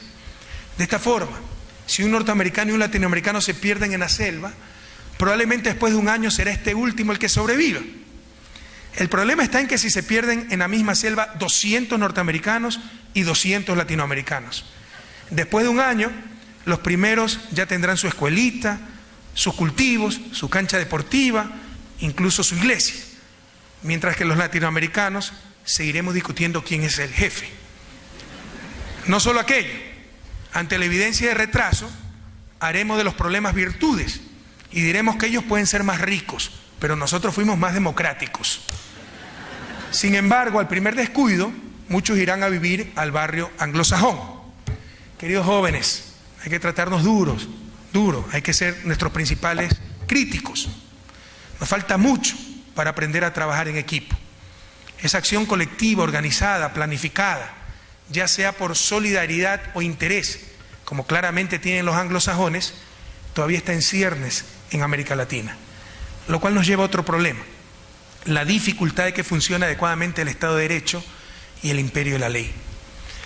Algo que admiro mucho del mundo anglosajón. Y cuidado, la imparcialidad científica no existe. Todos tenemos nuestros gustos, preferencias, que a nadie le quede duda. Yo soy parcializado por América Latina, por la patria grande, por nuestros pobres. Pero eso que jamás les haga perder la objetividad. Y objetivamente hablando, algo que admiro del mundo anglosajón es su pragmatismo y sentido de responsabilidad. Si alguien comete un error, se realiza el análisis correspondiente, se aplican las sanciones del caso y sobre todo se toman los correctivos para que no vuelva a ocurrir el evento. Si en América Latina se comete un error, le vamos a tirar piedras a la Embajada de Estados Unidos. Es decir, la culpa jamás es nuestra, siempre es de los demás. Y de esta forma no establecemos responsabilidades. peor correctivos. Y como dice Einstein, si hacemos siempre las mismas cosas, obtendremos los mismos resultados. Todos vamos a hablar de cambio en América Latina, de la necesidad de cambiar, pero que cambie el resto, porque yo no tengo nada que cambiar. Y aquí quisiera referirme a uno de los problemas latentes, sobre todo en la región andina, donde el problema indígena es muy serio. El problema indígena en nuestra América es la pobreza, fruto de siglos de exclusión. Pero las víctimas no tienen supremacía moral sobre los no victimizados, tan solo por el hecho de ser víctimas. El haber sido objeto de graves injusticias no hace a nadie ejemplo de buen vivir, no hace a nadie más sabio que el resto. Es más, cayendo en esa soberbia se cometen los mismos errores de los que fueron blancos durante siglos, el egocentrismo. Finalmente, el haber sido víctimas no les exime de responsabilidad en su situación actual. No justifica la ausencia total de autocrítica, no justifica la ausencia de cambio. Esta victimización ha inmovilizado a nuestros pueblos ancestrales. Inmovilidad exacerbada por cierta izquierda, muchas veces de buena fe, pero también con bastante demagogia. ¿Qué daño ha hecho el paternalismo en América Latina? Hablar no de pobres, sino de empobrecidos. La mitificación del mundo indígena, su eterna victimización, donde todos los males, que los hay y muchos, son culpa de terceros. Lamentablemente, estos también son antivalores culturales que pueden prevalecer como mecanismos, y de hecho prevalecen, de retraso y subdesarrollo. Necesitamos superar estos antivalores culturales en todas nuestras sociedades, pero me he referido al caso concreto del mundo indígena, donde en nuestros países tenemos grandes problemas, porque les insisto, mientras quieren que todo cambie, ellos no cambian nada, y así se inmovilizan y se perpetúan en el círculo de pobreza. Y eso es fomentado muchas veces desde la izquierda. Tenemos que superar ese temor al cambio en nuestra América, tenemos que superar esa falta de autocrítica. Pero también existen otros problemas para el desarrollo. Les decía, hay muchas condiciones necesarias, pero ninguna en sí misma suficiente. Uno de esos problemas son las restricciones externas que impiden el desarrollo. Esto fue considerado explícitamente, por ejemplo, por la Escuela Estructuralista Latinoamericana, donde Raúl Prebisch incluyó conceptos como el intercambio desigual, expresado en el deterioro de los términos de intercambio, todo lo cual derivó en estrategias de industrialización sustitutiva de importaciones. Hoy continúan esas restricciones externas, que a nadie le quede duda, como la nueva e injusta división internacional del trabajo. Si antes la división internacional del trabajo era los países subdesarrollados produciendo materias primas y los países hegemónicos produciendo bienes industriales con alto valor agregado, ahora esa división se expresa en los países desarrollados generando conocimiento que privatizan, y nosotros generando bienes ambientales que los pueden consumir en forma gratuita, que son de libre acceso. Un bien público, permítame introducir un concepto técnico, un bien público en economía es el que no tiene capacidad técnica de exclusión y no tiene rivalidad en el consumo. Ejemplo, un paisaje.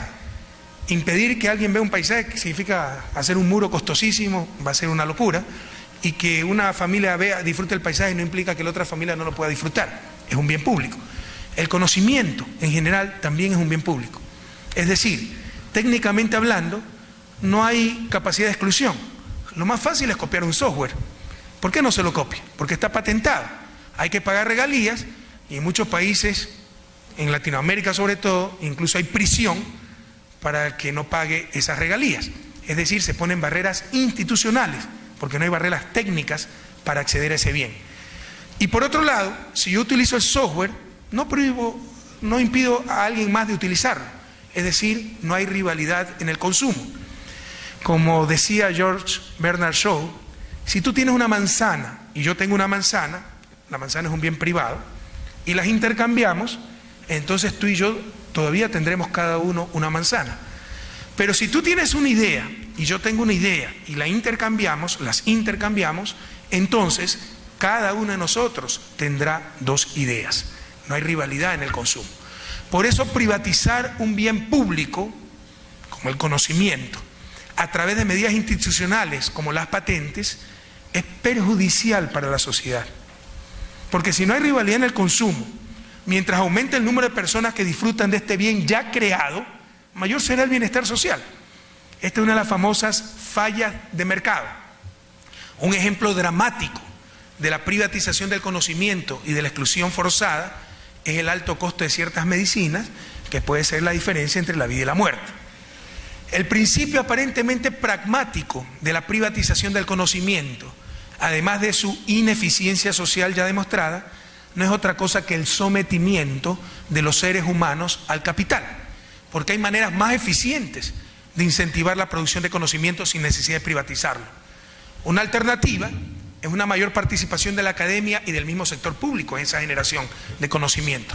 Otra alternativa es que el Estado compense la creación del conocimiento de parte privada con fines de lucro. Usted, una nueva medicina, etcétera, compensamos su inversión, una justa ganancia, y de esta manera ese bien estaría a disposición de toda la humanidad. El gran problema de todas estas alternativas es que tienden a socavar los fundamentalismos ideológicos y el imperio del capital. Pero mientras que son principalmente los países ricos los que producen conocimiento, ciencia, tecnología, nuestros países también producen bienes públicos, en este caso bienes públicos ambientales. Pero aquí, por todo el aire puro, por ejemplo, en el caso de Ecuador, por todo el aire puro que genera la selva amazónica, pulmón del planeta sin el cual la vida humana sufriría un grave deterioro, los países de la cuenca amazónica no recibimos ninguna compensación, mientras que a su vez los mayores contaminadores globales no pagan absolutamente nada por consumir nuestros bienes ambientales. Y se cree algunas veces que la producción, la generación de bienes ambientales no tiene costo. La realidad es que esa generación puede ser muy costosa, no en cuanto a costos directos, sino en lo que los economistas llamamos, y que es el costo relevante, llamamos el costo de oportunidad. Hoy muchos exigen, sin ninguna solvencia moral, como estos chicos que gritaban aquí fuera, que no se explote el petróleo de la Amazonía. Pero eso implica un costo inmenso por los ingresos no recibidos y por cada día que transcurre con un niño sin escuela, una comunidad sin agua potable o gente muriendo por enfermedades perfectamente evitables, verdaderas patologías de la miseria. Esta es la nueva división internacional del trabajo. Y también, queridos jóvenes, es un problema político, en este caso relaciones de poder a nivel internacional. Para ilustrar mi punto, imaginen por un momento, si la situación fuera la inversa y los generadores de bienes ambientales fueran los países ricos y nuestros países fueran los contaminadores, los consumidores de esos bienes ambientales. Seguramente ya nos habrían hasta invadido para obligarnos a pagar una justa compensación, entre comillas, y todo en nombre de la civilización, los derechos, etcétera. Estimados jóvenes, estudiantes, amigos, el orden mundial no es solo injusto, es inmoral. Todo está orientado a servir a los intereses de los más poderosos y abundan los dobles estándares. Los bienes públicos globales producidos por los países pobres, tales como los bienes ambientales, deben ser gratuitos, mientras que los bienes públicos producidos por los países hegemónicos deben ser pagados, con la imposición de barreras institucionales como las patentes. Solo compensando los bienes ambientales habría una redistribución del ingreso sin precedente a nivel mundial que aliviaría gran parte de la pobreza en los países del tercer mundo. Pero este es nuevamente un problema de relación de poder, esta vez a nivel mundial. Los grandes contaminadores no firman Kioto, pero en nuestros países hay cárcel si no pagas regalías por un producto patentado. ¿Y saben qué es lo más triste? Como estos chicos que gritaban aquí afuera, que muchas veces los mismos países pobres participan con entusiasmo en estos mecanismos tan absurdos y ni siquiera entendemos los instrumentos que se utilizan para mantenernos en el rol asignado por esta nueva división del trabajo. Por ejemplo, como manifiesta nuestro querido amigo Álvaro García Linera, vicepresidente boliviano y uno de los más grandes pensadores latinoamericanos de nuestro tiempo. Cito, es de su libro Geopolítica de la Amazonía, cito: varias ONGs no son realmente organizaciones no gubernamentales, sino organizaciones de otros gobiernos en nuestro territorio, y el vehículo de la introducción de un tipo de ambientalismo colonial que relega a los pueblos indígenas al papel de cuidadores del bosque amazónico. Cierro cita.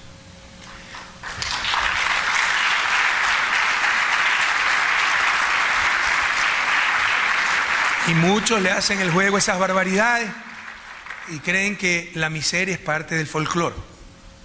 Por favor, queridos jóvenes, una familia, por indígena que sea, en el siglo XXI, sin comunicaciones, sin salud, sin educación, con baja esperanza de vida, eso no puede ser parte de la cultura. Eso es parte de la injusticia. Eso no es folclore, es miseria y no puede ser tolerado. Pero algunos defienden eso. Algunos defienden eso. Para tener donde turistear durante las vacaciones y tomarse una foto pintoresca, ¿no? Queridos jóvenes, invirtiendo en talento humano, ciencia, tecnología e impulsando la innovación, superaremos de forma inteligente, humana, soberana, la economía extractivista, que todos queremos superar. Pero no es el absurdo dejar de sacar nuestro petróleo, nuestro oro, dejar de aprovechar nuestros recursos. Lo más probable es que superemos la economía extractivista para volver a la economía recolectora. Lo inteligente es el aprovechamiento de nuestros recursos naturales para esa ciencia, tecnología, talento humano, como las 8.000 becas que ha dado la Revolución Ciudadana para talentos ecuatorianos que se están formando en las mejores universidades del mundo. No podemos ser mendigos sentados en costales de oro. Esos recursos naturales son la gran oportunidad para no someternos a esa nueva e injusta división internacional de trabajo que nos quieren imponer. Somos perfectamente conscientes de nuestras limitaciones como un país pequeño y que no podemos cambiar ese injusto orden mundial, pero tampoco vamos a aceptar pasivamente el papel que nos han asignado en la nueva división internacional del trabajo.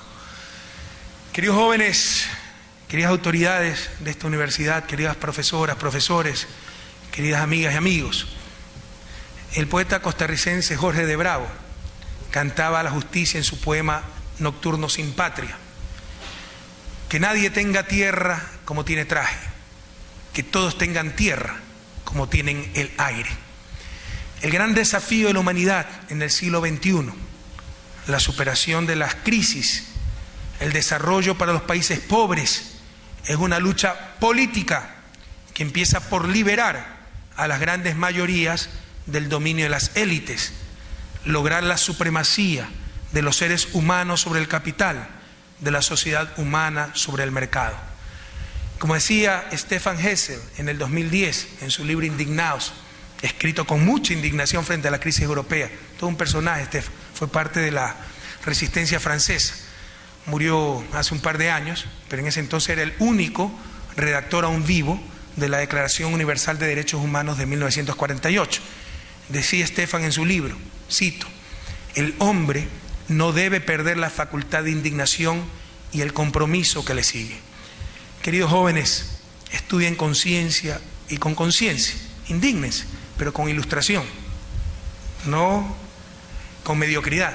Como decía Rabindranath Tagore, no solo hay que querer, hay que saber el camino. Estudien con ciencia y con conciencia. Y como dice Hessel, indignados jóvenes, indignados. Muchas gracias y hasta la victoria siempre.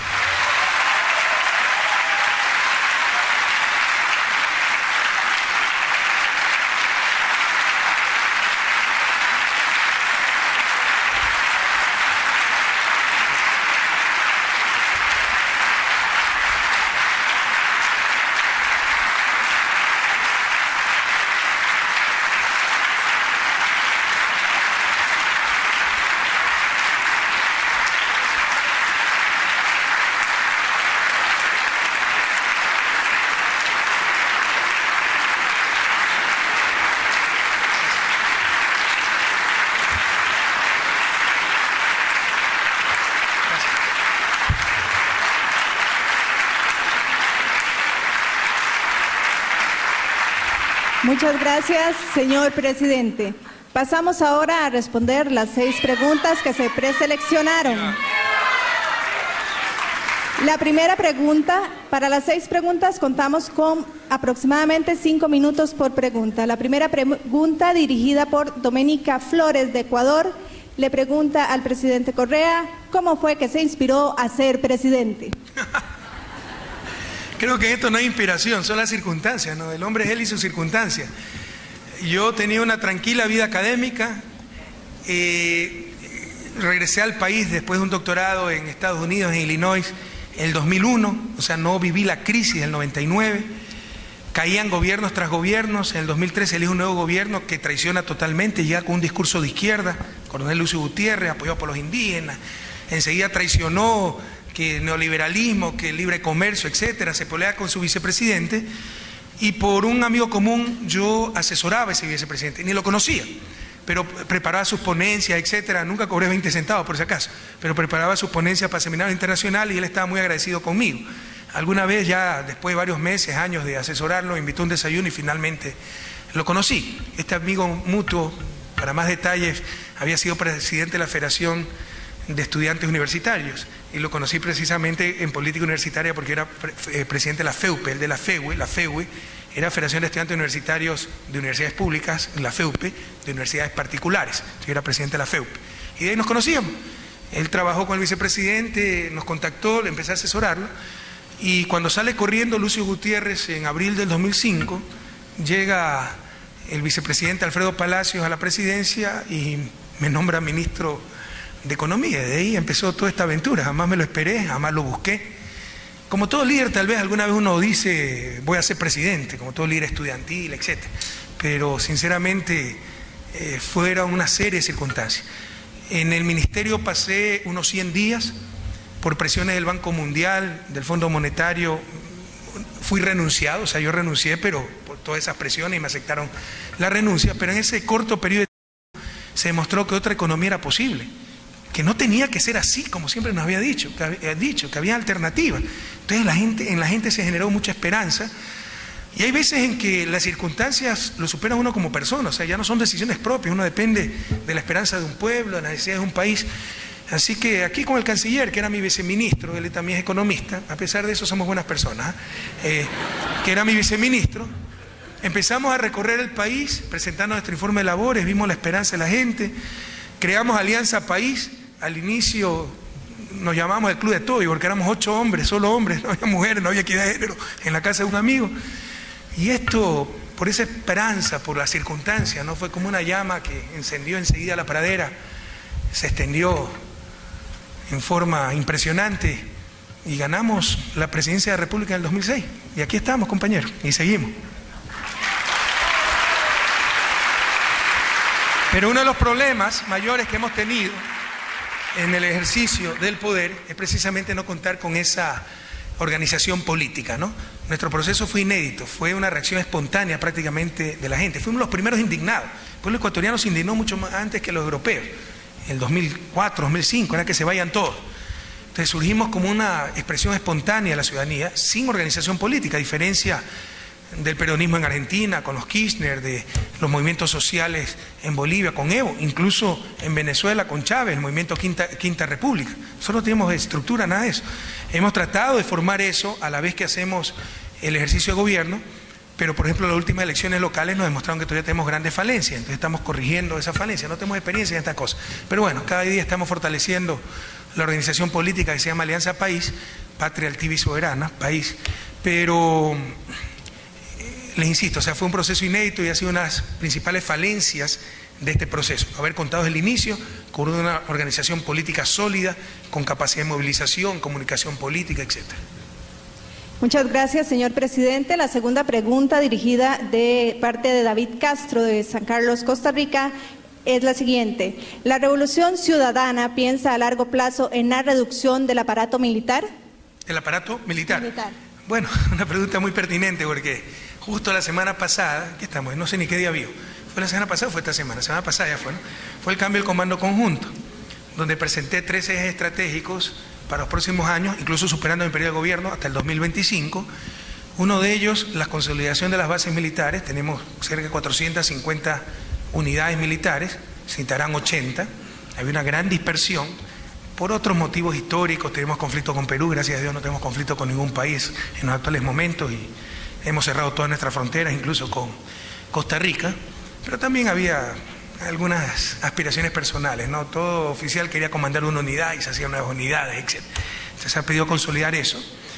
Se ha pedido reformar el sistema de reservas, que en verdad no existen. Teníamos una conscripción de un año, 16.000 conscriptos jóvenes. El servicio militar es obligatorio, perdón, voluntario, era obligatorio, ahora es voluntario, pero como hay tan poco cupo, pues siempre está repleto de eso, y en principio se instruía 16.000 conscriptos en servicio militar por año, pero gran parte del año era que les enseñaban oficio de carpintería, etcétera. Para eso hay otras instituciones. Entonces ahora va a ser 10.000 por año, solo 6 meses, con entrenamiento durante 5 años, 15 días, y van a tener pues todo el equipo, material, etcétera, y eso significa tener unas 50 reservistas, siempre listos en caso de emergencia, crisis, etcétera. Y lo tercero es la reducción de lo que ellos llaman el pie de fuerza o el número de elementos.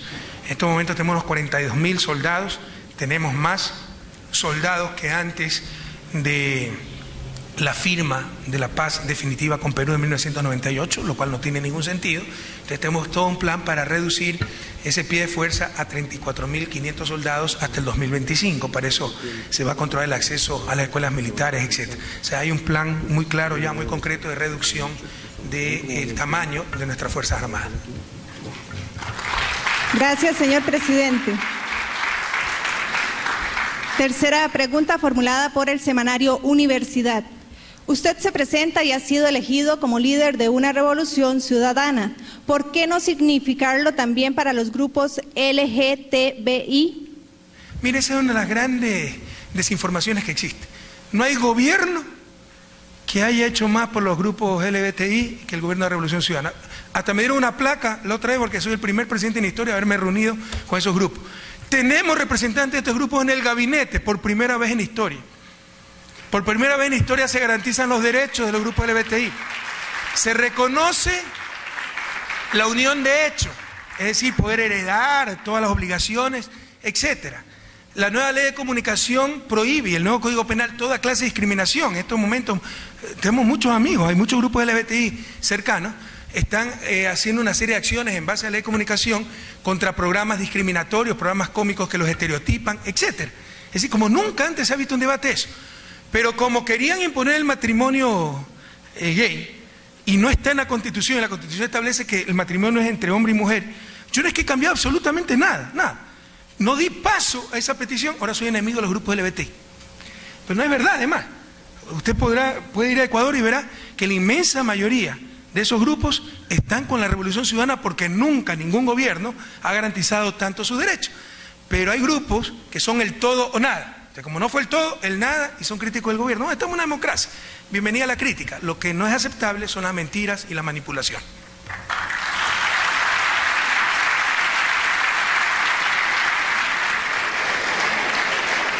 Muchas gracias, señor presidente. La siguiente pregunta. Tomando en cuenta las diferencias constitucionales entre los países que conforman CELAC, ¿cuáles son los retos del organismo para concretar los proyectos de integración? Esta pregunta la formula Fernando Chironi de Ciudad Caníbal, Radio U. Sí, los retos son enormes. Nuestra aspiración, no hablo por toda la CELAC, la aspiración del Ecuador es que la CELAC, y lo hemos dicho claramente, es una alternativa a la OEA. No nos engañemos. O sea, ¿qué ha sido la OEA? Y cuidado, estaba hablando como institución, no por su secretario, que es un querido amigo y creo que una persona muy capaz, José Miguel Insulza, pero como institución. Fidel la llamó con toda razón el Ministerio de las Colonias, porque la financian para controlar a otros, ¿no? Con las comisiones la relatoría. Yo el año pasado tuve 15 ONG que se fueron a quejar a la Comisión Interamericana de Derechos Humanos, atentado a los derechos humanos de Ecuador. Ni Pinochet ha tenido tanta denuncia. Es increíble.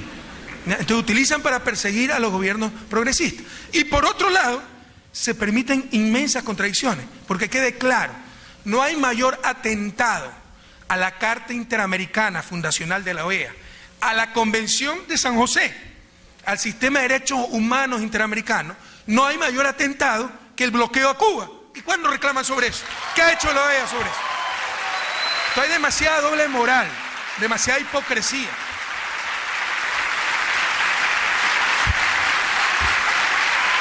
¿Qué nos dicen de Guantánamo? Por Dios. ¿Para qué sirvió la OEA en el golpe de Estado en Honduras? Entonces, desgraciadamente la OEA está totalmente intervenida por los poderes hegemónicos. Necesitamos algo nuevo, mejor y nuestro, de acuerdo a nuestra historia, valores, ¿por qué no? Intereses y visiones. Y eso para Ecuador es la CELAC, la Comunidad de Estados Latinoamericanos y del Caribe. Así que nuestra idea es que ese se convierta en el foro alternativo a la OEA para procesar nuestra diferencia, conflicto, básicamente un foro, pero obviamente también eso impulsa la integración. Sin embargo, para integración más profunda, en cuanto a armonización de política, infraestructura compartida, etcétera, en Sudamérica tenemos UNASUR, la Unión de Naciones del Sur. CELAC más bien está orientado a hacer ese foro de, bueno, discutir por supuesto lineamientos, defensa de la democracia, etcétera, pero también para procesar los conflictos regionales. Recuerden la historia de la CELAC. La CELAC era el grupo de Río. ¿Y de dónde viene la idea de la CELAC? Cuando Colombia nos bombardea en el año 2008, 1 de marzo, y fíjense lo que uno tiene que enfrentar, ¿no? Tenemos 700 kilómetros de frontera con Colombia. Colombia recibe miles de millones en ayuda norteamericana, tiene expertos norteamericanos y pese a eso tiene decenas de campamentos en la selva y por eso no ha podido vencer a la guerrilla. Nosotros sin ninguna de esa ayuda en una frontera de 700 kilómetros se nos ha infiltrado un campamento, lo detectan, lo bombardean y después somos cómplices de la FARC porque teníamos ese campamento. O sea, con ese argumento, el gobierno de ese entonces de Uribe era el mayor cómplice de la FARC, porque por cada campamento que se nos infiltra a nosotros ellos tenían veintenas, ¿verdad? Pero contra toda esa hipocresía hay que luchar día a día. En todo caso, rompemos relaciones, porque fue una traición, un atentado al derecho internacional, etcétera, y después toda una campaña para justificar esa traición de que éramos cómplices de la FARC. Yo hasta ahora conozco a alguien de la FARC, no soy cómplice de la FARC. Mi gobierno se fijó en la campaña política y que se financió con la FARC. Una serie de barbaridades. Pero en todo caso, justo se tenía que reunir el Grupo de Río en Santo Domingo, República Dominicana. Nos reunimos, fue una reunión muy tensa, el punto único, el conflicto Colombia-Ecuador, pero logramos superar el impasse. Y ahí nos dimos cuenta, la eficiencia de entre nosotros, cómo habíamos tan eficientemente procesado un problema tan grave, y se decidió, conversamos con Chávez, etcétera, crear ese organismo alternativo, que todavía no sabíamos el nombre, pero posteriormente se llamó la Comunidad de Estados Latinoamericanos. Lo que busca Ecuador, ¿cuál es la visión que tiene sobre la CELAC? Es que sea una alternativa, y lo decimos muy claramente, no tenemos por qué andar con subterfugios, una alternativa a la Organización de Estados Americanos que ha tenido históricamente grandes contradicciones. ¿Okay? Muchísimas gracias.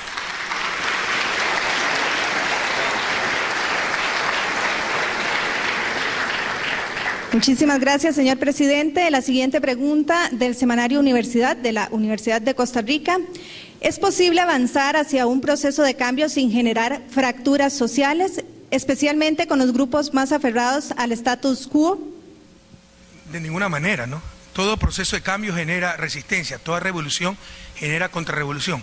Algunos por intereses ilegítimos afectados, y en buena hora. Otras veces incluso por desconocimiento, por temor al cambio. Yo les puedo decir que más que oposición de la derecha, que la tenemos, y derecha nacional e internacional, también tenemos, ustedes lo acaban de ver, ¿no? Esa izquierda infantil, pero también ciertos grupos indígenas, ¿no? Que se oponen a todo el tiempo. O sea, es una inconsistencia existencial. Todo el tiempo se quejan de que necesitan carreteras, energía eléctrica, telecomunicaciones, educación, salud. Y cuando decimos, bueno, ¿vamos a cambiar esto? No cambiamos nada.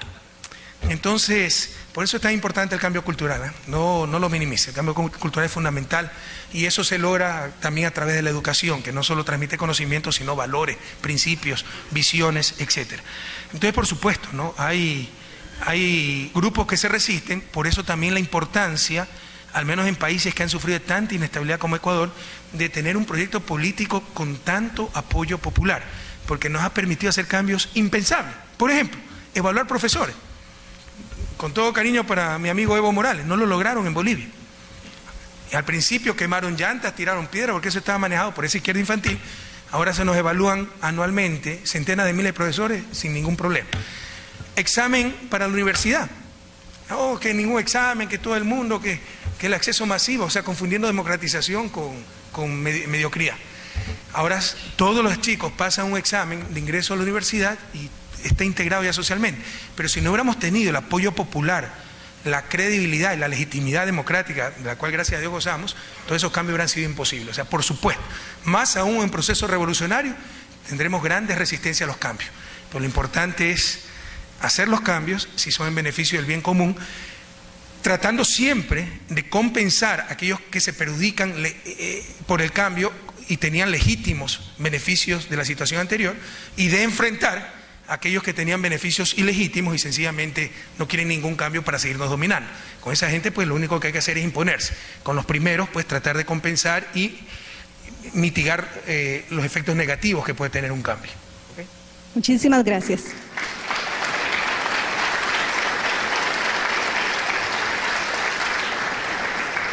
Saúl Calderón, estudiante de la Universidad de Costa Rica, de San José, Costa Rica, realiza la siguiente pregunta. Sobre proyectos de atracción de inversiones como Yachay. En Costa Rica, hace poco, Intel tiró a la calle cientos de personas. Mave, empresa que compró a Atlas de Costa Rica, echó a 300 personas. Entonces, ¿no debería propiciar Ecuador el desarrollo de empresas bajo el control directo de los trabajadores y en favor de ellos y no del gran capital? Bueno, tenemos, pero no nos engañemos.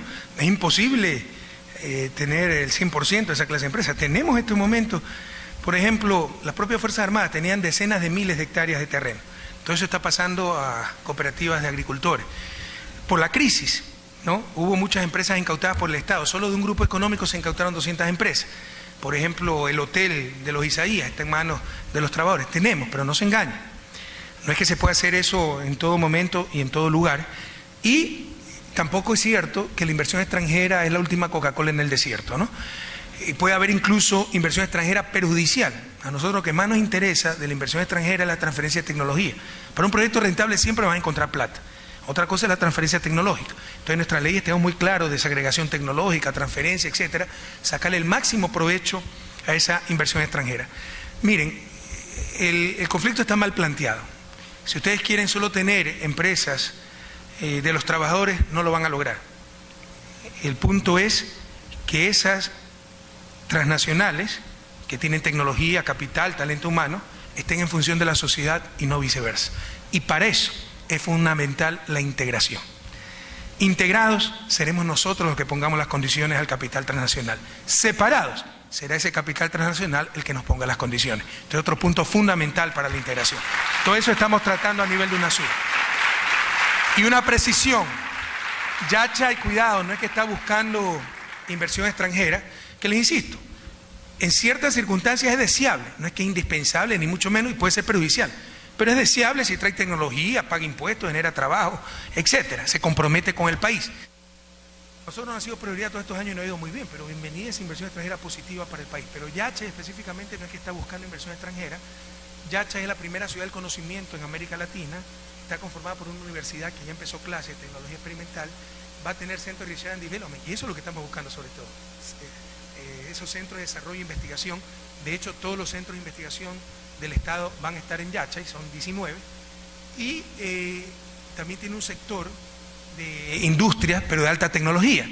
También ahí sí, pues ahí se va a necesitar un poco de inversión extranjera, pero no para producir Coca-Cola, no para producir caramelos, no. Satélites, etcétera, industria de alta tecnología que transfiera conocimiento, ¿no? Ese es el objetivo y la orientación de la ciudad del conocimiento. ¿Okay?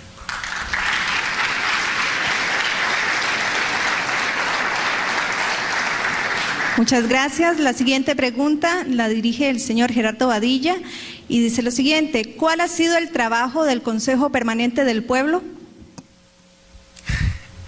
¿Dónde está el Consejo Permanente del Pueblo, se me puede decir?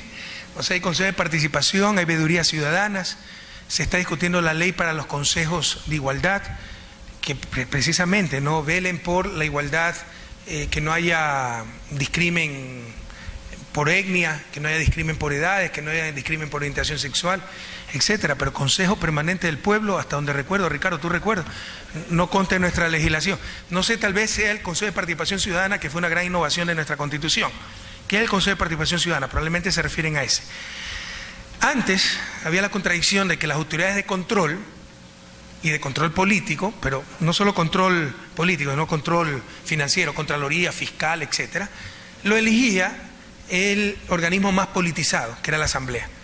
Entonces no nos engañemos, ¿no? Tradicionalmente en Ecuador, yo le escuchaba al presidente Solís y parece también que algunas veces aquí en Costa Rica, el llamado consenso es el reparto, que todo el mundo está contento con la parte que le tocó, ¿verdad? Y se sacrifica el bien común. Entonces, para elegir, como nadie tenía mayoría en la Asamblea, para elegir esas autoridades, No, bueno, yo te doy mis votos, pero no me controlas los míos. Yo te doy el voto, pero conmigo no te metes. Con este municipio ni lo toca. A este funcionario lo protege. Y llegaban tremendamente condicionadas las autoridades de control. Por eso creamos un quinto poder, el de control social y participación ciudadana, donde están todas las autoridades de control y este consejo que elige esa autoridad de control. Y se les elige por concurso de méritos y oposición. Y eso ha permitido mitigar esos compromisos que adquirían políticos para la designación de las respectivas autoridades de control. No sé si se refiere a ese consejo, que es el Consejo de Participación Ciudadana. ¿Okay? Perfecto. Muchísimas gracias, señor presidente. Y finalizamos este espacio de preguntas con la pregunta del señor Manfred Ortiz de la Universidad de Costa Rica. ¿Cuáles son los desafíos que se le presentan a la Revolución Ciudadana a 7 años de su inicio? Muchos. Todo puede ser revertido. El país ha cambiado muchísimo.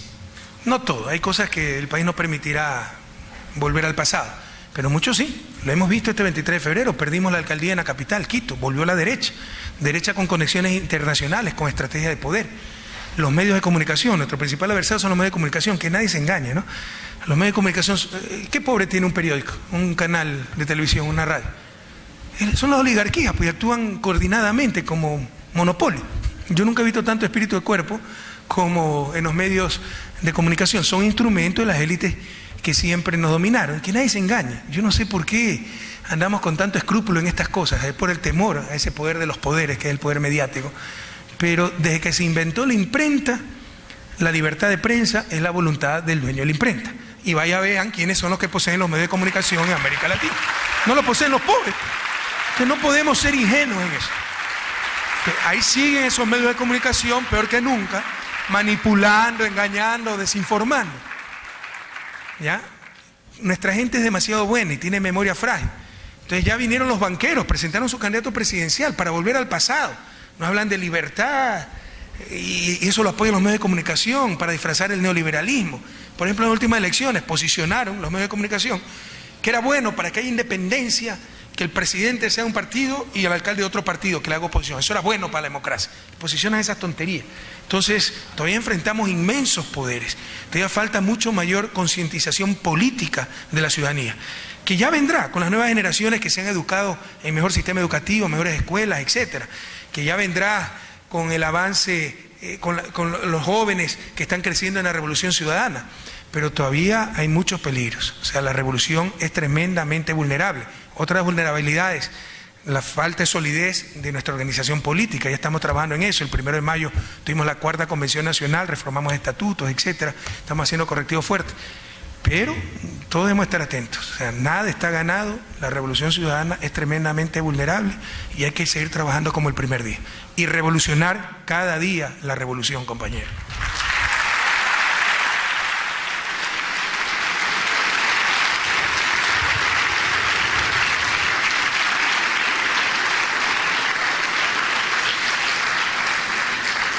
El agradecimiento de nuestra institución, la Benemérita Universidad de Costa Rica, al presidente constitucional de la República de Ecuador, economista Rafael Correa Delgado, por su excelente conferencia. Muchísimas gracias, presidente Correa.